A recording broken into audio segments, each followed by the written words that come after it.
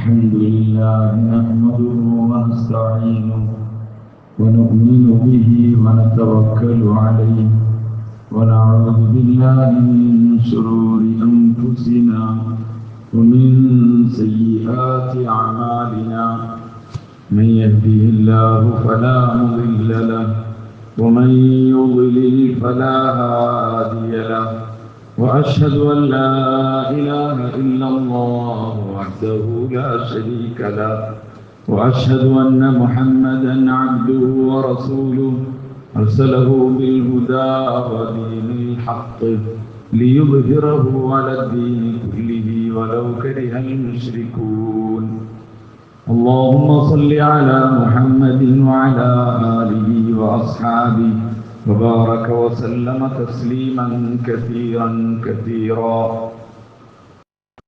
اللهم ألهمنا مراشد أمورنا وأعذنا من شرور أنفسنا ومن سيئات أعمالنا أعوذ بالله من الشيطان الرجيم بسم الله الرحمن الرحيم رجال صدقوا ما عاهدوا الله ومنهم من قضى نحبه ومنهم من ينتظر وقال النبي صلى الله عليه وسلم يوشك الأمم أن تداعى عليكم كما تداعى الآكلة إلى قصعتها نحن كلة يومين يا رسول الله لا بل أنتم كثير ولكنكم غثاء كغثاء السيل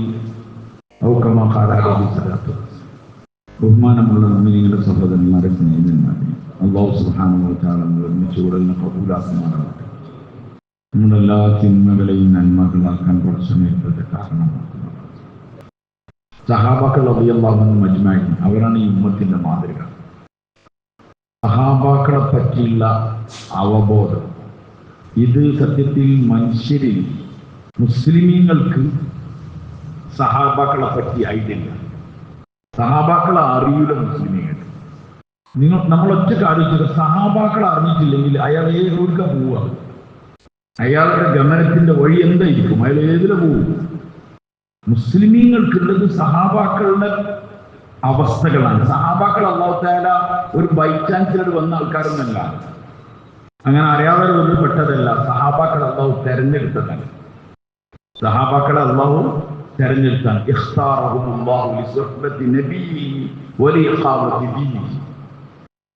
സഹാബാക്കളെ അല്ലാഹു തആല അവന്റെ നബിതങ്ങൾ തങ്ങളെ സഹവാസത്തിന് തെരഞ്ഞെടുത്തതാണ്. വലിയ ഇഖാമത്തി ദീനി, അവന്റെ ദീനിന്റെ സംസ്ഥാപനത്തിന് വേണ്ടി, നിലനിൽപ്പിന് വേണ്ടി. അതുകൊണ്ട് സഹാബാക്കൾ യാദൃച്ഛികമായി വന്നവരല്ല, അല്ലാഹ് സെലക്ട് ചെയ്തതാണ്. ഇങ്ങനെ അവരെ ഈ ഉമ്മത്തിന് മാതൃകയായി. السابقون الأولون من المهاجرين والأنصار والذين اتبعوهم بإحسان رضي الله عنهم ورضوا عنه. السابقون الأولون من المهاجرين والأنصار മുൻകടന്നവരവരാണ് മുഹാജിറുകളും അൻസാറുകളും. السابقون الأولون من المهاجرين والأنصار والذين اتبعوهم അവരെ പിൻപറ്റിയവരും. ആരെ പിൻപറ്റിയവർ? സഹാബാക്കളെ പിൻപറ്റിയവർ. വല്ലദീന തബഉഹും ബിഇഹ്സാൻ, നന്മ കൊണ്ട് അവരെ പിൻപറ്റിയവർ. റളിയല്ലാഹു അൻഹും, അവരെ അല്ലാഹു തൃപ്തിപ്പെട്ടിരിക്കുന്നു. വറദു അൻഹു, അവർ അല്ലാഹുവിനെ തൃപ്തിപ്പെട്ടിരിക്കുന്നു. പരസ്പര തൃപ്തിന്റെ ചാനൽ, അതിന്റെ ലൈനുള്ളത്, അതിന്റെ ലിങ്ക് സഹാബാക്കളാണ്. സഹാബാക്കളെ കൂടാതെ നമുക്ക് ശരിയായ ദീനിലേക്ക് എത്താൻ പറ്റില്ല. അതുകൊണ്ട് തന്നെ ഈ ഉമ്മത്തിന്റെ ഇടയിൽ കട്ട് ചെയ്യപ്പെട്ടു സഹാബാക്കൾ. എന്നിട്ട് അതിന് പകരം എന്ത് സാധനത്തിന് എടുത്തു നീക്കുകയാണെങ്കിൽ അവിടെ ഒരു ബദൽ സംവിധാനം ഇല്ലെങ്കിൽ അതിന്റെ അത് നഷ്ടപ്പെട്ടു. അതിന് കുറെ സംഗതികൾ അവിടെ വെച്ചു. അഭിനവ കാലത്ത് ജീവിച്ചിരുന്ന കുറച്ചു പോയ ആൾക്കാരൊക്കെ നമുക്കത് വെച്ചു. നമ്മൾ അവരെ പിൻപറ്റാൻ തുടങ്ങി. സഹാബാക്കൾ അവർ മഹ്ഫൂമീങ്ങളാണ്. അമ്പിയാക്കൾ മഹ്ഫൂമീങ്ങൾ, സഹാബാക്കൾ മഹ്ഫൂമീങ്ങൾ. മഹ്ഫൂദീങ്ങൾ എന്ന് പറഞ്ഞാൽ പാപത്തിൽ നിന്ന് അള്ളാഹു സുരക്ഷിതമാക്കി കൊണ്ടിരിക്കുന്ന ആൾക്കാർ, സൂക്ഷിക്കുന്ന ആൾക്കാർ. പാപം സംഭവിക്കൂല എന്നല്ല, പാപത്തിൽ നിന്ന് അവരെന്ത് ചെയ്യും? അള്ളാഹു സൂക്ഷിക്കും. മറ്റൊരു മാസൂമികളാണ്, അവർ സുരക്ഷിതരാണ്. അവർ പാപം ഉണ്ടാവില്ല. അത് അമ്പിയാക്കൾ. അതുകൊണ്ട് സഹാബാക്കൾ അല്ലാഹു ഇങ്ങനെ സൂക്ഷിച്ചു കൊണ്ടെടുക്കുക. സഹാബാക്കളിൽ എവിടെയെങ്കിലും എന്തെങ്കിലും കുറവുകൾ, പാപങ്ങൾ സംഭവിച്ചിട്ടുണ്ടെങ്കിൽ ഉലമാക്കൾ അതിന് വ്യക്തമായി വ്യാഖ്യാനം നൽകിയിട്ടുണ്ട്. നമുക്ക് സഹാബാക്കളെ ശരിക്കും അറിയാത്തതുകൊണ്ടാണ്. സഹാബാക്കളെ പറ്റി ഉലമാക്കളുടെ വീക്ഷണം നമ്മൾ മനസ്സിലാക്കണം. സഹാബാക്കളെ പറ്റി എന്തെങ്കിലും ഒരു സംഭവം ഉണ്ടായിട്ടുണ്ടെങ്കിൽ അത് അത്ര വൃത്തിയായിട്ടാണ് സഹാബാക്കൾ പറഞ്ഞത്. ഉദാഹരണത്തിന് ഒരു സഹാബി നബി സല്ലല്ലാഹു അലൈഹി വസല്ലം തങ്ങളുടെ അടുക്കൽ വന്നിട്ട് പറഞ്ഞു, തഹ്ഹിർനി യാ റസൂലല്ലാഹ്, എന്നെ ശുദ്ധിയാക്കണം അല്ലാഹുവിന്റെ റസൂലേ. എന്തിനാണ് അദ്ദേഹം പറഞ്ഞത്? അദ്ദേഹം പറയാണ്, എന്നിൽ നിന്ന് വ്യഭിചാരം സംഭവിച്ചു പോയി, എന്നെ ശുദ്ധിയാക്കൽ. വ്യഭിചാരത്തിന്റെ ശുദ്ധിയാക്കൽ വിവാഹിതനാണെങ്കിൽ എന്താ അറിയുന്നത്? എന്താ? അരക്ക് വരെ മണ്ണിൽ കുഴിച്ചിടുക, കുഴി കുത്തിയിട്ട് അതിൽ അരക്കിട്ട് ഫുള്ള് മണ്ണിടുക, ഓടാൻ കഴിയരുത്. എന്നിട്ട് കല്ലുകൾ കൊണ്ട്, ചെറിയ ചെറിയ കല്ലുകൾ കൊണ്ട്, വലിയ പോട്ടകല്ല് വെട്ടെല്ലൊന്നും തലയിച്ചിട്ടല്ല, ചെറിയ ചെറിയ കല്ലുകൾ കൊണ്ട് എറിഞ്ഞിട്ട് വധിക്കുക. അതാണ് അതിന്റെ തൗബ. വ്യഭിചാരത്തിന്റെ തൗബയാണ് ഈ പറഞ്ഞത്.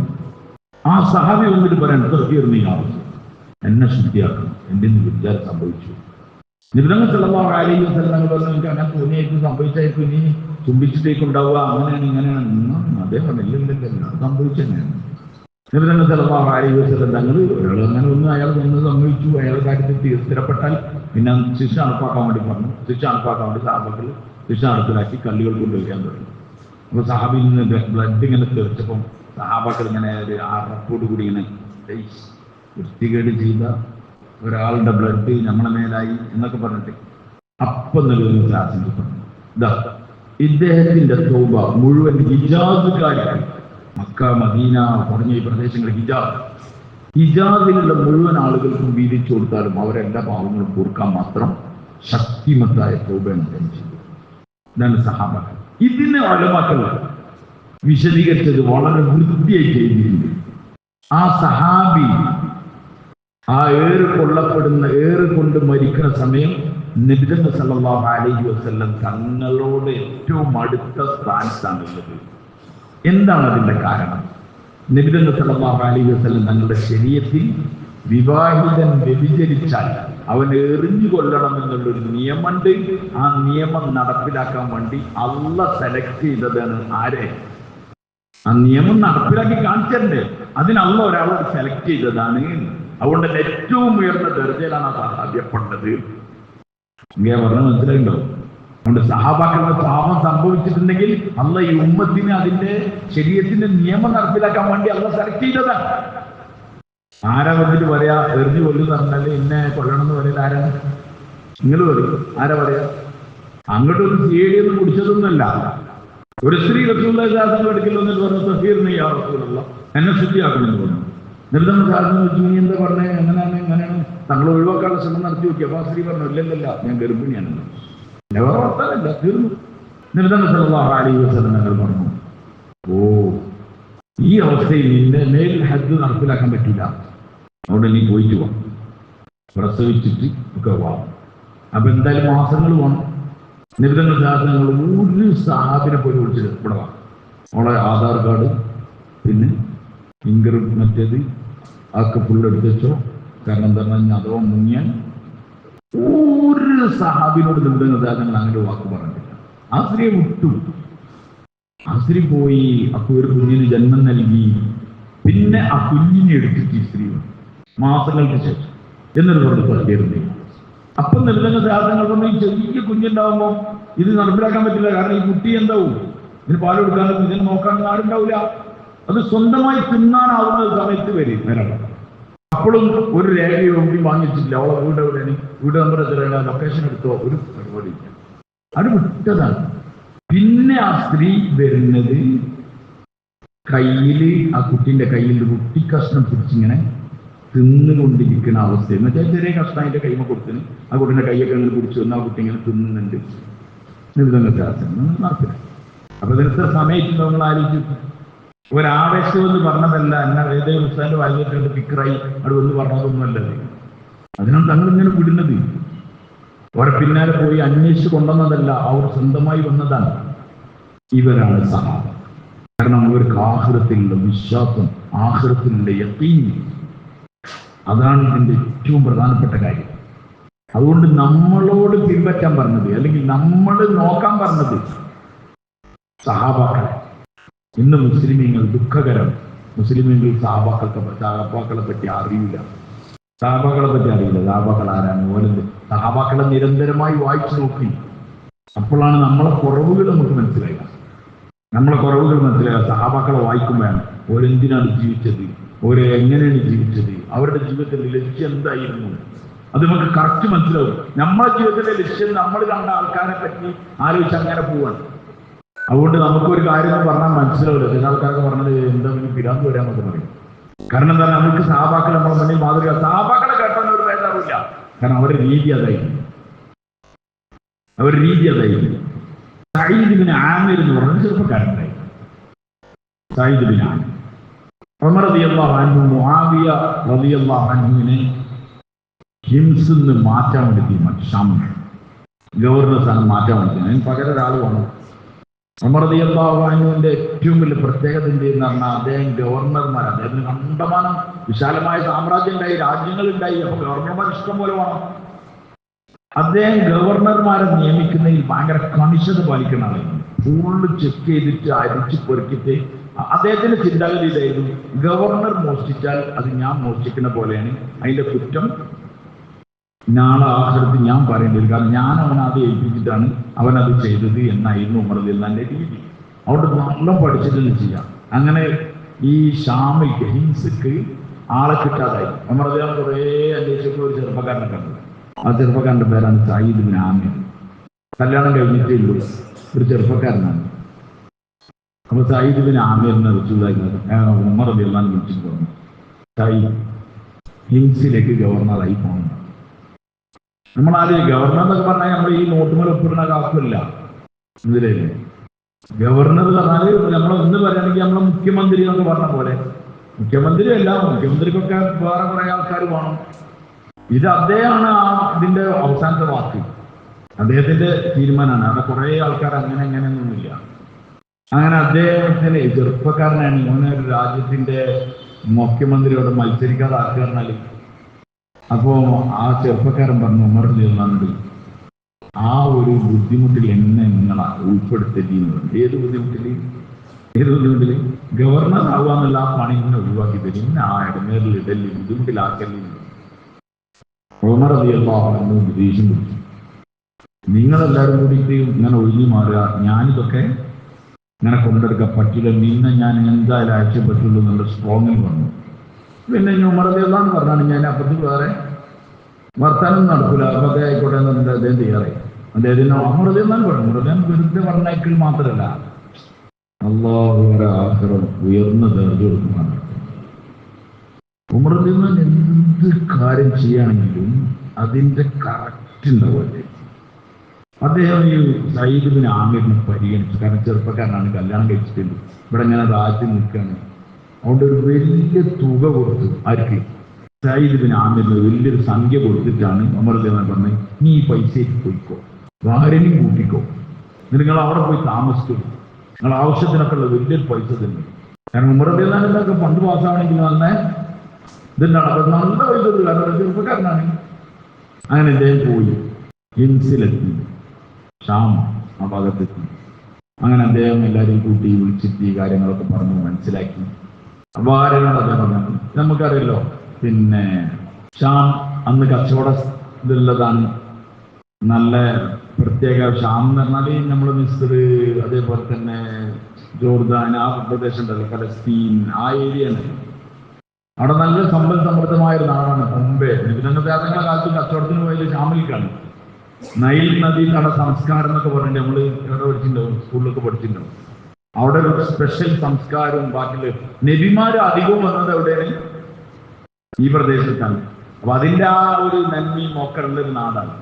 അവിടെ വലിയ കച്ചവടം നടക്കുന്ന സ്ഥലമാണ്. അപ്പൊ സഈദ് ആമിർ ഒരു ദിവസം വീട്ടിൽ മാർക്കറ്റിലൊക്കെ പോയി എന്നിട്ട് ഭാര്യനോട് പറഞ്ഞു, ഇവിടെ നല്ല കച്ചവടം നടക്കുന്നുണ്ട്, അത്യാവശ്യം പൈസ ഒക്കെ ഉണ്ടാക്കാൻ പറ്റിയ സെറ്റപ്പ് ഇവിടെ കാണുന്നുണ്ട് ഞാൻ, അതുകൊണ്ട് നമുക്ക് അമീറുമിനിന് വലിയ തുക തന്നിട്ടുണ്ടല്ലോ, അതിന് നമ്മൾ അത്യാവശ്യത്തിന് വേണ്ടി മാത്രം, വളരെ അത്യാവശ്യം, ഷോർട്ട് ലിസ്റ്റ്, അത്യാവശ്യത്തിനുള്ള വീട്ടു സാധനങ്ങൾക്ക് ഉള്ള ഈ ഒരു ലിസ്റ്റ് തന്നാളാം, ബാക്കി നമുക്ക് ഫണ്ടിറക്കാം കച്ചവടത്തിന്.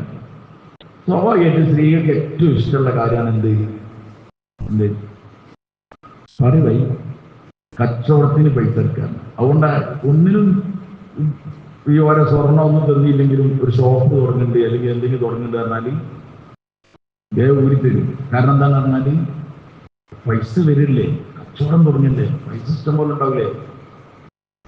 അങ്ങനെ ആ സ്ത്രീ വളരെ ഷോർട്ട് ലിസ്റ്റ് ഉണ്ടാക്കി കൊടുത്തു. സയ്യിദ് ബിൻ ആമിർ ആ സാധനങ്ങളൊക്കെ വാങ്ങി വീട്ടിൽ കൊണ്ടുപോയി കൊടുത്തു.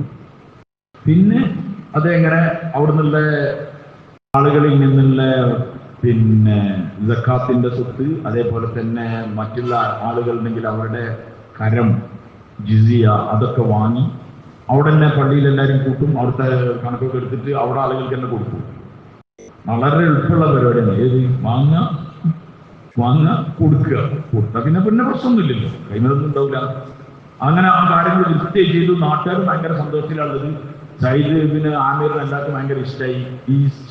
ഈ സ്ഥലത്തിനെ കൂഫനോട് ചേർത്തിട്ടാണ് പറയാം. ഇറാഖിലുള്ള സ്ഥലമാണ് കൂഫ. കൂഫക്കാരെ പോലെയാണ് ഹിംസുകാരെന്ന് പറയുന്നത്. ഹിംസിൽ ആരും ഭരണം നടത്താൻ ഏറ്റെടുക്കാൻ പോകാൻ മടിയേക്കും. ചില ഏരിയകളുണ്ടാവും, അവിടെ പോലീസ് സ്റ്റേഷനിൽ SI ആയിട്ട് നിയോഗിച്ചാൽ പറയുമ്പോൾ അവർക്ക് വിടുന്ന വയ്ക്കും. കാരണം അവിടെ ഒന്നും എന്തേക്കും ചൊറയും ഉണ്ടിയും അതും ഇതൊക്കെ ആയിരിക്കും. ഇതേമാതിരി സ്ഥലമാണ്. ആൾക്കാർ ഇങ്ങനെ കച്ചറ ഉണ്ടാക്കും. അപ്പോ സയ്യിദ് ആമിർ വളരെ ഉഷാറായിട്ട്, കാരണം അദ്ദേഹത്തിന് ഇതിൽ വലിയ പ്രശ്നങ്ങളൊന്നുമില്ല, അങ്ങനെ സാധനങ്ങളൊന്നും അങ്ങനെ നടന്നു പോകുന്നു. പക്ഷെ വീട്ടിലെ ജീവിതം ഭയങ്കര അടങ്ങാറായിട്ടാണ്. ചെറിയ സാധനങ്ങൾ എന്തെങ്കിലും ഉണ്ടാവും, അത് വശിക്കും, ആ കഴിയും. അങ്ങനെ 1 മാസം 2 മാസമൊക്കെ കഴിഞ്ഞ് ഭാര്യ എടുത്ത് ചോദിക്കാൻ തുടങ്ങി, എന്തായി നമ്മളെ കച്ചവടം, കഷ്ടപ്പാടൊന്നും നീരില്ലല്ലോ. ഓർക്കൊക്കെ പല ആഗ്രഹങ്ങളുണ്ടോ? ആർക്ക് പോയി? പുരുഷന്മാർക്ക് പൊതുവെ ആഗ്രഹങ്ങൾ കുറവായിരിക്കും. എന്താ കാരണം? അറിയായി. എന്താ കാരണം? ആഗ്രഹിച്ചാൽ നടപ്പിലാക്കാനുള്ള സാധനം ആരെയും ഇല്ലാന്ന് ആർക്കറിയാം? ആർക്കറിയായി. സ്വന്തത്തിന് അറിയാം. അതുകൊണ്ട് തന്നെ വലിയതൊന്നും ആഗ്രഹിച്ചിട്ട് കാര്യമില്ല എന്നുള്ളത് നമുക്ക് അറിയുന്നുണ്ട്. ഓർക്ക് നമ്മളെ പറ്റി ഐഡിയ ഇല്ലാത്തതുകൊണ്ട് ഓര് നമ്മളെ പറ്റി വലിയ പ്രതീക്ഷകൾ വെക്കും. അത് വേണം ഇത് വേണം എന്നൊക്കെ ഉള്ളത്. അപ്പൊ ഈ ഭാര്യ ഇങ്ങനെ ഇവിടുത്തെ കഷ്ടപ്പാട് ഇങ്ങനെ പറയും. അപ്പൊ അദ്ദേഹത്തിനൊരു കച്ചവടം, കച്ചവടം ഉഷാറായിട്ടുണ്ട്, മൂവിയുണ്ട്, നല്ല റണ്ണിങ് ആണ്, നല്ല ഗ്രോത്ത് ഉണ്ട് എന്നൊക്കെ പറഞ്ഞിട്ട് ഇങ്ങനെ ഉണ്ട്. ഓരോ മാസം 2 മാസമൊക്കെ കഴിയുമ്പോൾ ഇങ്ങനെ പറഞ്ഞ് പോകും. അങ്ങനെ ഒരു ദിവസം ഇവിടെ വീട്ടിലൊരു ഗ്രോത്തും ഇല്ല. ഇവിടെ അങ്ങനെ ദിവസവും ഒരു താഴ മട്ടത്തിൽ ഇങ്ങനെ വരികയാണ്. അപ്പൊ അദ്ദേഹത്തിന്റെ സയ്യിദ് ബിൻ ആമിർ റളിയല്ലാഹു അൻഹുവിന്റെ ഒരു ബന്ധു വീട്ടിൽ വന്നപ്പം അദ്ദേഹത്തിന് ഇങ്ങനെ സയ്യിദ് ബിൻ ആമിർ റളിയല്ലാഹു അൻഹു സംസാരിച്ചുകൊണ്ടിരിക്കുമ്പോൾ എന്തോ ഒരു വർത്തനത്തിനിടയിൽ ഈ കച്ചവടത്തിന്റെ കേസ് വന്നപ്പോൾ ഭാര്യ ചോദിച്ചു, അല്ല ഞങ്ങൾ കച്ചവടം തയ്ച്ചു. അപ്പൊ ഇതിന്റെ കറക്റ്റ് നിജസ്ഥിതി അറിഞ്ഞ ആളാണ് ഈ ബന്ധു. അയാൾ ഒറ്റ ചിരി. വെളുപ്പുള്ള ഈ കച്ചവടം ചോദിച്ചുകൊണ്ടിരിക്കുകയാണല്ലോ എന്ന് വിചാരിച്ചിട്ട് അയാളെ ചിരിച്ചതും അവർക്ക് മനസ്സിലായി എന്തോ ഒരു സംഗതി ഉണ്ട്. കാരണം കുറേ ദിവസമായി എന്ത് പറയുന്നേ, കുറെ മാസങ്ങളായി കച്ചവടത്തിന്റെ കഥ അറിയുന്നു. അവിടെ ഒരു മാറ്റിയില്ല, പേരൊന്നും ചെയ്യണം പട്ടിണി എന്നു. അപ്പൊ എന്താണ് സംഭവം എന്ന് ചോദിച്ചു. അപ്പം ഭാര്യ പറഞ്ഞു, നിങ്ങൾ സത്യം മതി, എന്താണ് അതിനോട് ചോദിച്ചു പിന്നാലെ കളി. അപ്പൊ അദ്ദേഹം പറഞ്ഞു, ഞാൻ എനിക്ക് അത്യാവശ്യമുള്ള സാധനങ്ങൾ വാങ്ങി വന്നു. ഏറ്റവും നമുക്ക് അത്യാവശ്യമുള്ള ഒരു സ്ഥലമാണ് എവിടെ? ആഖിറത്തില്. അതുകൊണ്ട് ഞാൻ ഇവിടുത്തെ അഗതികളും കഷ്ടപ്പെടുന്നവർക്കൊക്കെ അത് എന്ത് ചെയ്തിട്ടുണ്ട്, അത് അള്ളാഹുവിന്റെ മാർഗത്തിൽ കൊടുത്തിട്ടുണ്ട്. അത് അവിടെ ഇങ്ങനെ വളർന്നുകൊണ്ടിരിക്കുകയാണ്. എവിടെ? അങ്ങനെ ഹദീസിലും ഇതിലൊക്കെ ഉണ്ടല്ലോ, അള്ളാഹുവിന്റെ മാർഗത്തിൽ ആരെങ്കിലും ചോദിച്ചാൽ അതിനെ അള്ളാഹു താല എന്ത് ചെയ്യും? വളർത്തിക്കൊണ്ടേയിരിക്കുന്നു. അതിങ്ങനെ വളർന്നുകൊണ്ടിരിക്കുക. അതാണ് മൂപ്പര് പറഞ്ഞത്. എന്തായിട്ടുണ്ട്? കച്ചവടം എന്തായിട്ട്? കച്ചവടം വളർന്നുകൊണ്ടിരിക്കുകയാണെന്ന് പറഞ്ഞു. അതിലാകെ എന്തായി? അപ്പൊ ഭാര്യ ചോദിച്ചു, നമ്മൾ ആവശ്യങ്ങൾ കഴിഞ്ഞിട്ട് കൊടുത്താൽ പോരെ നമുക്ക് ഈ കഷ്ടപ്പെട്ട് ഈ അവസ്ഥയിൽ നിൽക്കണമെന്നൊക്കെ ചോദിച്ചു. അങ്ങനെ സ്ത്രീകളല്ലേ. അപ്പൊ അദ്ദേഹം പറഞ്ഞു, അല്ല നമുക്ക് ഏറ്റവും ആവശ്യമുള്ള അവിടെ എന്നൊക്കെ പറഞ്ഞ് കുറെ കാര്യങ്ങളൊക്കെ പറഞ്ഞു. ഈ സ്ത്രീകൾക്ക് ചില കാര്യങ്ങളൊന്നും ഉണ്ടാവില്ല, പെട്ടെന്ന് മനസ്സിലാവില്ല. ഓരോ ഭയങ്കര മുഖമൊക്കെ ഭയങ്കര ടെൻഷനായി, ഭയങ്കര പ്രയാസമാക്കി. ഇടക്കിടക്ക് ഇതിങ്ങനെ ഇങ്ങനെ ഇടയ്ക്കിടയ്ക്ക് മുട്ടുസൂചി കൊണ്ട് ഇങ്ങനെ കുത്തിക്കൊണ്ടു എന്തെങ്കിലും ഒരു കാര്യം തന്നെ. നല്ല ഉഷാറായിട്ട് ബിരിയാണി നമ്മളേക്കും ആ കുത്ത്. ഒരാൾ അന്തരിക്കാരൻ പറഞ്ഞു, ഒരാൾ നല്ല ആളാണ്, എല്ലാം തരും, പാലും തേനും മീനും ഇറച്ചിയൊക്കെ തരും. പക്ഷേ മുട്ടുസൂചിയുടെ അടുത്ത് കൃഷ്ണമണിക്ക് ഇങ്ങനെ ഒരു കുത്ത് തരുമായിരുന്നു എന്നവരെന്തിങ്ങനെ വാരിങ്ങനെ പറഞ്ഞു. ഒരു ദിവസം അദ്ദേഹം പറഞ്ഞു, ഞാൻ എനിക്കൊരു കാര്യം പറഞ്ഞാൽ, എൻ്റെ മുന്നിൽ എൻ്റെ കുറച്ച് കൂട്ടുകാരുണ്ട്, ഒരു യാത്ര ചെയ്ത് പോയിട്ടുണ്ട്. ഒരു വളരെ കഷ്ടപ്പെട്ടാണ് പോയത്, ദുനിയാവിനോട് വിരക്തിയോട് കൂടിയാണ് പോയത്. അവരിന്ന് വലിയ ലക്ഷ്യസ്ഥാനങ്ങളിൽ എത്തിക്കഴിഞ്ഞു. ഞാനും അവരതേ വഴി പിന്തുടരാനാണ് വിചാരിക്കുന്നത്. ആഡംബരത്തിലും സുഖലോലുപതയിലും കഴിയാൻ ഞാൻ വിചാരിക്കില്ല, ഞാനത് കഴിയാൻ വിചാരിക്കില്ല എന്ന് പറഞ്ഞു. എന്നിട്ടും ഇവർക്ക് ഈ ദുനിയാവിന്റെ അവസ്ഥകൾ ഇങ്ങനെ കഷ്ടപ്പാട് കാണുന്നത് പിന്നെയും പറഞ്ഞു. അപ്പൊ അദ്ദേഹം പറഞ്ഞു ഞാൻ നല്ല ആശയിക്കോട്ടെ എന്ന് വിചാരിച്ചിട്ട് അദ്ദേഹം പറഞ്ഞു, അല്ലാഹു സുബ്ഹാനഹു വ തആല നാളെ സ്വർഗത്തിൽ അന്നലാവണ്യമുണ്ട് അതിസുന്ദരികളായ സ്ത്രീകളെ അല്ലാഹു തയ്യാറാക്കി വെച്ചിട്ടുണ്ട്. ദുനിയാവിൽ അല്ലാഹുവിന്റെ തൃപ്തിക്കും ഇഷ്ടത്തിനും അനുസരിച്ച് പുരുഷന്മാർക്ക് വെച്ചതാണ്. അതുകൊണ്ട് തന്നെ നിനക്ക് വേണ്ടി അവരെ ഉപേക്ഷിക്കാൻ ഞാൻ റെഡിയല്ല, അവർക്ക് വേണ്ടി നിന്നെ ഉപേക്ഷിക്കാൻ ഞാൻ റെഡിയാണ്. അല്ലേ?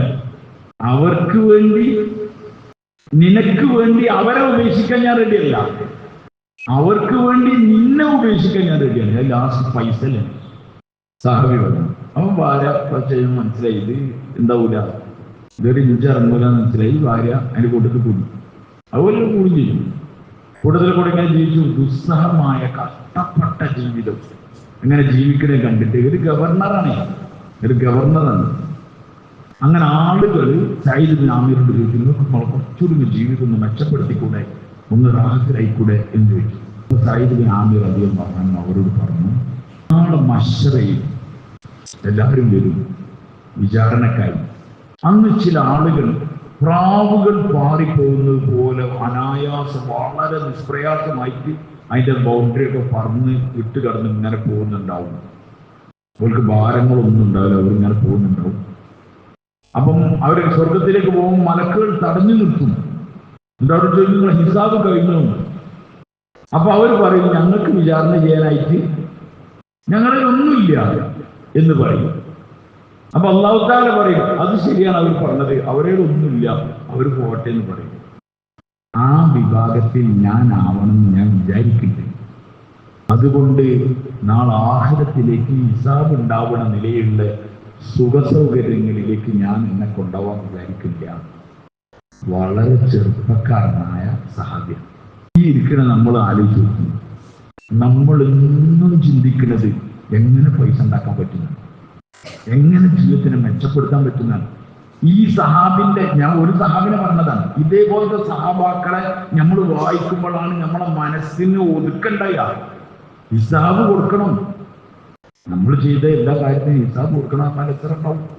അപ്പൊ പ്രാവുകൾ പാറിപ്പോകുന്നത് പോലെ നാളെ മശ്റയിൽ പാറിപ്പോകണം എന്നാണ് സയ്യിദ് ബിൻ ആമിർ റളിയല്ലാഹു അൻഹുവിന്റെ ചിന്ത.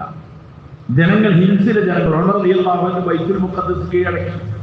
ആ സംഘം അതിന്റെ താക്കോലൊക്കെ വാങ്ങാൻ വേണ്ടി ഉമർ റളിയല്ലാഹു അൻഹു ആ ഭാഗത്തേക്ക് യാത്ര ചെയ്തു വന്നപ്പോൾ ഹിൻസിന്റെ പ്രദേശത്തെപ്പം ഗവർണർമാരെ പറ്റി ഉള്ള കാര്യങ്ങളൊക്കെ അന്വേഷിച്ചുകൊണ്ടിരിക്കുകയാണ്. അപ്പം ഉമർ റളിയല്ലാഹു അൻഹു അദ്ദേഹത്തിനെ വിളിച്ചു, എന്തൊക്കെ കാര്യങ്ങൾ എന്നൊക്കെ ചോദിച്ചു. അപ്പൊ അദ്ദേഹം പറഞ്ഞു, ഇങ്ങനെ ആളുകൾ സാധനം സക്കാത്തും ബാക്കിയുള്ള മുതലുകളും തരും, ഞാനത് എല്ലാവർക്കും ചെയ്യും, വീതിച്ചു കൊടുക്കും. അതാണ് ഇവിടുത്തെ സിസ്റ്റം തന്നെ. ഇവിടെ സ്വരൂപിച്ചെടുക്കലും എടുത്തെടുക്കലും പരിപാടിയൊന്നുമില്ല. കിട്ടുന്ന ഇങ്ങനെ ആളുകളുടെ കഷ്ടപ്പാട് നോക്കി ഇങ്ങനെ കൊടുത്തുകൊണ്ടിരിക്കും. അതുകൊണ്ട് ഇവിടെ വലിയ പ്രശ്നമില്ല എന്നൊക്കെ പറഞ്ഞു. അത് ഇദ്ദേഹം പറഞ്ഞതാണ്. ഉമർ റളിയല്ലാഹു അൻഹു ജനങ്ങളിൽ അന്വേഷണം പറഞ്ഞു, എന്താണ് നിങ്ങളെ ഗവർണർ മട്ടന്നൊക്കെ. അപ്പൊ എല്ലാ നാട്ടിലുണ്ടാവുമല്ലോ എന്ത്, ഒരു നല്ല ഭക്ഷണം കഴിച്ച് അടിച്ചുപൊളി ഫുഡാണ്. സാധാരണ ഒരു 2 തവി 2 കോരി ഇരുന്ന ആള് 5 കോരിയൊക്കെ തിന്നു, വളരെ ഫുള്ളായി. അങ്ങനെ കഴിച്ചിങ്ങനെ അറിഞ്ഞു വരുമ്പോൾ എങ്ങനെയിട്ട് ഫുഡ് കഴിച്ചാൽ കുഴപ്പമില്ല, എന്താ കുഴപ്പമില്ല എന്നറിയാം. നല്ലതാണ് എന്ന് പറയാൻ മനുഷ്യന്മാർക്ക് കഴിയില്ല, അധികമൊന്നും കഴിയില്ല. അത് കുഴപ്പമില്ല എന്ന് എന്തോ ചെറിയ ഉള്ളൂ. ഇതേപോലെ മനുഷ്യന്മാർ എന്നുണ്ടാവും. അപ്പൊ കുറച്ച് ആൾക്കാർ റളിയല്ലാഹു അടുക്കൽ വന്നിട്ട് പറഞ്ഞു, ഈ അമീറുൽ മുഅ്മിനീൻ വന്നാൽ എന്തെങ്കിലുമൊക്കെ ചെയ്തിട്ട് പറയണല്ലോ വെച്ചിട്ട് വന്നവരുണ്ട്. സയ്യിദ് ബിൻ ആമിറിനെ കുറിച്ച് 4 കംപ്ലൈന്റ്. ഒന്ന് പറഞ്ഞത് മുമ്പിൽ നേരം വൈകിട്ടാണ് ഓഫീസിൽ വരില്ല, നേരം വൈകിട്ട് വരികയുണ്ട്. രണ്ടാമത്തെ പറഞ്ഞത് മഗ്‌രിബ് കഴിഞ്ഞാൽ പിന്നെ അയാളെ കാണാൻ തന്നെ കിട്ടൂല, ഒറ്റക്കും കാണാൻ കിട്ടൂല, അയാൾ എവിടെ പോകണമെന്ന് അറിയില്ല, അയാളെ കിട്ടൂല, ഒരു കാര്യം പറയാൻ അയാളെ കിട്ടൂല. മൂന്നാമത് പറഞ്ഞത് മാസത്തിൽ ഒരു ദിവസം അയാൾ ലീവാക്കും.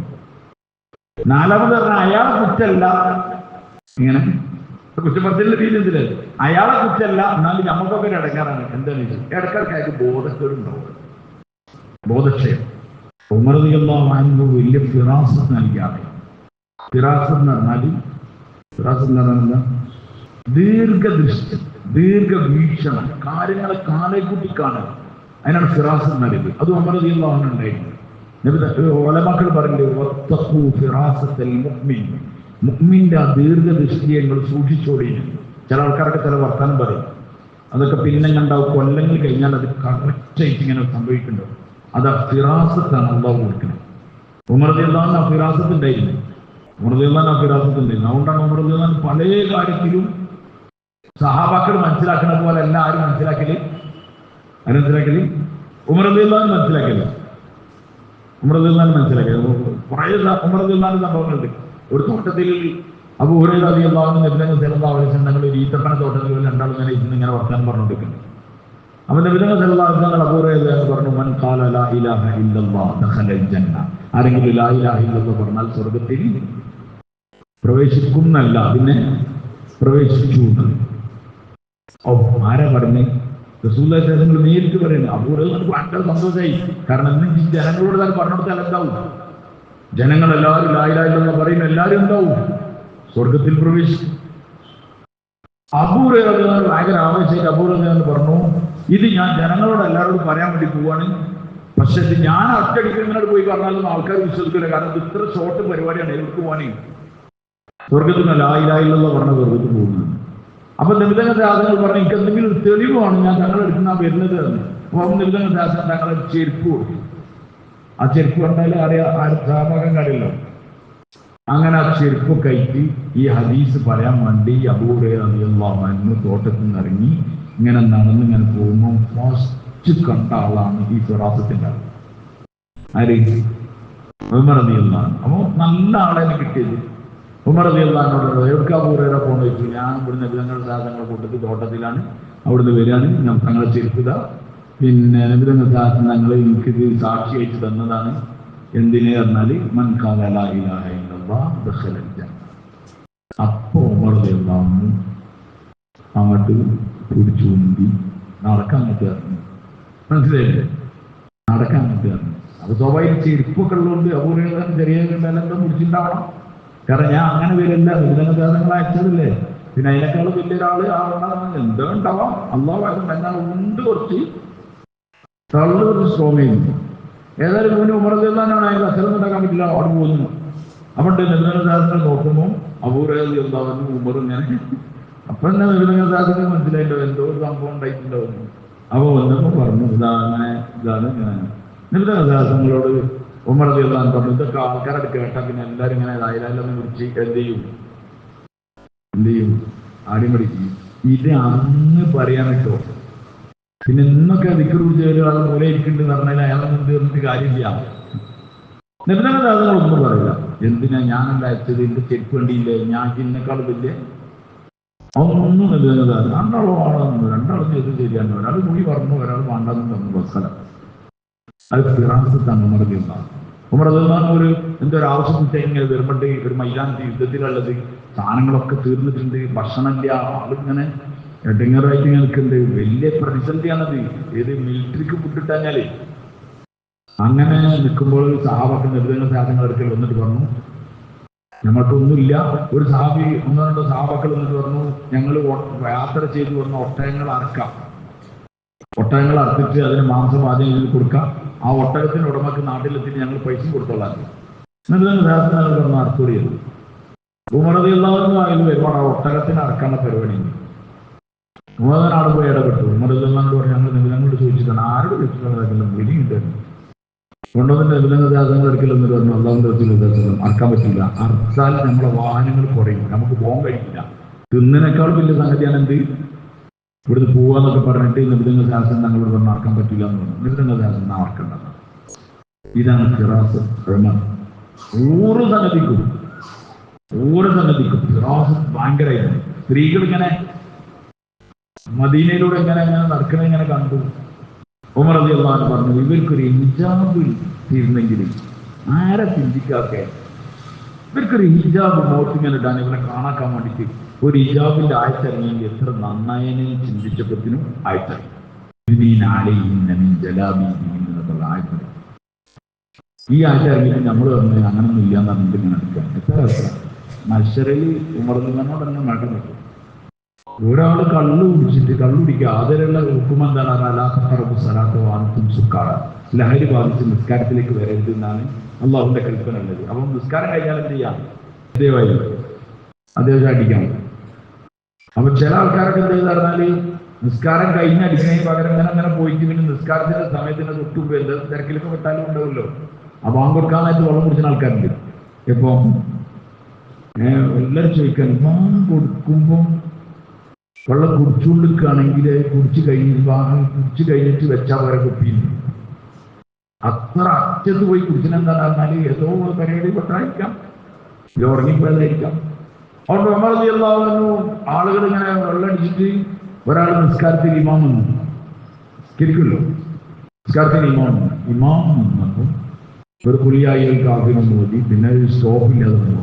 പല ആബിദും മാതാബിദും വലാത്തും ആബിദിന്റെ മാത് വലാനാബിദും മാബത്തും വലാത്തും ആബിദിന്റെ മാത് ആബിദും മാതാബിദും പറഞ്ഞിട്ട് ഫുള്ള് കറഞ്ഞു നിൽക്കില്ല. അത് കഴിഞ്ഞുടനെ നമ്മൾ പറഞ്ഞു ഇത് പറ്റില്ല, കള്ള് മൊത്തത്തിൽ നിരോധിച്ചിരുന്നെങ്കിൽ എത്ര നന്നായനെ. അപ്പായത് ഇന്നമൽ ഖംറു വൽ മൈസറു വൽ അൻസാബു വൽ അദ്ലാം റിജ്സും മിൻ അമലി ശൈത്താൻ എന്നുള്ള ആയത്താണ് കള്ള് നിരോധിച്ചു. ഉമർ റളിയല്ലാഹു അൻഹു പറഞ്ഞിട്ട് എത്രയോ ആയത്തുകൾ അനുസരിച്ചു.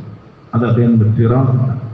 അതുകൊണ്ട് ഉമർ റളിയല്ലാഹു അൻഹുവിനോട് സയ്യിദ് ബിൻ ആമിറിനെ കുറിച്ച് ആൾക്കാർ കംപ്ലൈന്റ് പറഞ്ഞപ്പോൾ ഉമർ റളിയല്ലാഹു അൻഹു ഭയങ്കര എടുങ്ങേറെന്തറിയോ, ഞാനിങ്ങനെ എത്ര സെലക്ട് ചെയ്ത് കൊണ്ടുപോകുന്ന ഒരാൾ ഇങ്ങനെ ആകുക പിന്നെ ആ സാധനം റഡാറ് വർക്ക് ചെയ്യില്ല എന്നാണ് എന്ത് അതിന്റെ ഒരു പ്രശ്നം ഉണ്ടായോ. അത് പിന്നെ മൊത്തത്തിൽ പോയില്ലോ, റഡാറ് പോയില്ലേ, പിന്നെ എവിടെ ഒന്ന് പോകാന്ന് പറയാൻ പറ്റില്ലല്ലോ. അവിടെ ഉമർ റളിയല്ലാഹു അൻഹു കേട്ടു. പിന്നെ ഉമർ റളിയല്ലാഹു അൻഹു വലിയ പ്രത്യേകത എന്ത് പറഞ്ഞാല് രണ്ടാം പ്രശ്നം സയ്യിദ് ബിൻ ആമിർ റളിയല്ലാഹു അൻഹു വിളിച്ചു. ഉമർ റളിയല്ലാഹു അൻഹു അടുത്തിട്ട് ആ കംപ്ലൈന്റ് ഉള്ള ആൾക്കാരെ എല്ലാവരും വിളിച്ചു. അങ്ങനെ പറ്റി ഇയാളെ പറ്റി പറയുന്നത് എന്താ നിങ്ങളെ കംപ്ലൈന്റ് പറയുന്നത്. ഒരാളെ എന്നിട്ട് പറഞ്ഞു ഇയാൾ രാവിലെ നേരം വൈകിട്ടാണ് വേണ്ടത്. അത് സയ്യിദ് ബിൻ ആമിറിനോട് ചോദിച്ചു ശരിയാണോ എന്താണെന്ന്. സയ്യിദ് ബിൻ ആമിർ പറഞ്ഞു ഞാനിതൊന്നും ആരോട് പറയണ്ടെന്ന് വിചാരിച്ചു. ഇത് ഞാനും എൻ്റെ പടച്ചോന്റെ ഇടയിലുള്ള ഒരു റിസീവർ ഒരു മറയില്ല. ഞാൻ ആരോടും പറയാൻ വിചാരിച്ചല്ല. ഇപ്പൊ എന്തായാലും എന്നെ പറ്റി പരസ്യമായി കംപ്ലൈന്റ് വന്നതിലേക്ക് ഞാൻ നിങ്ങൾക്ക് പറയാൻ ബാധ്യതയാണെന്ന് ഞാൻ പറയണം. എന്താ അദ്ദേഹം പറഞ്ഞു എൻ്റെ വീട്ടിൽ സേവകരോ സെർവന്റോ ഫാദിമ്യങ്ങളോ ആരുമില്ല. ആ വീട്ടിൽ റൊട്ടി ഉണ്ടാക്കൽ ഞാനാണ്. അതുകൊണ്ട് അതൊക്കെ ഉണ്ടാക്കി അതൊക്കെ കയ്യിൽ വരുമ്പോഴേക്കും എന്തോ കുറച്ച് നേരം പോകും. ആ നേരം മുതലാണ് പറഞ്ഞു. രണ്ടാമത്തെ കംപ്ലൈന്റ് എന്താ അദ്ദേഹം പറഞ്ഞു ഇയാൾ മകയിൽ കഴിഞ്ഞാൽ പിന്നെ ഇയാളെ കാണാനേ കിട്ടില്ല.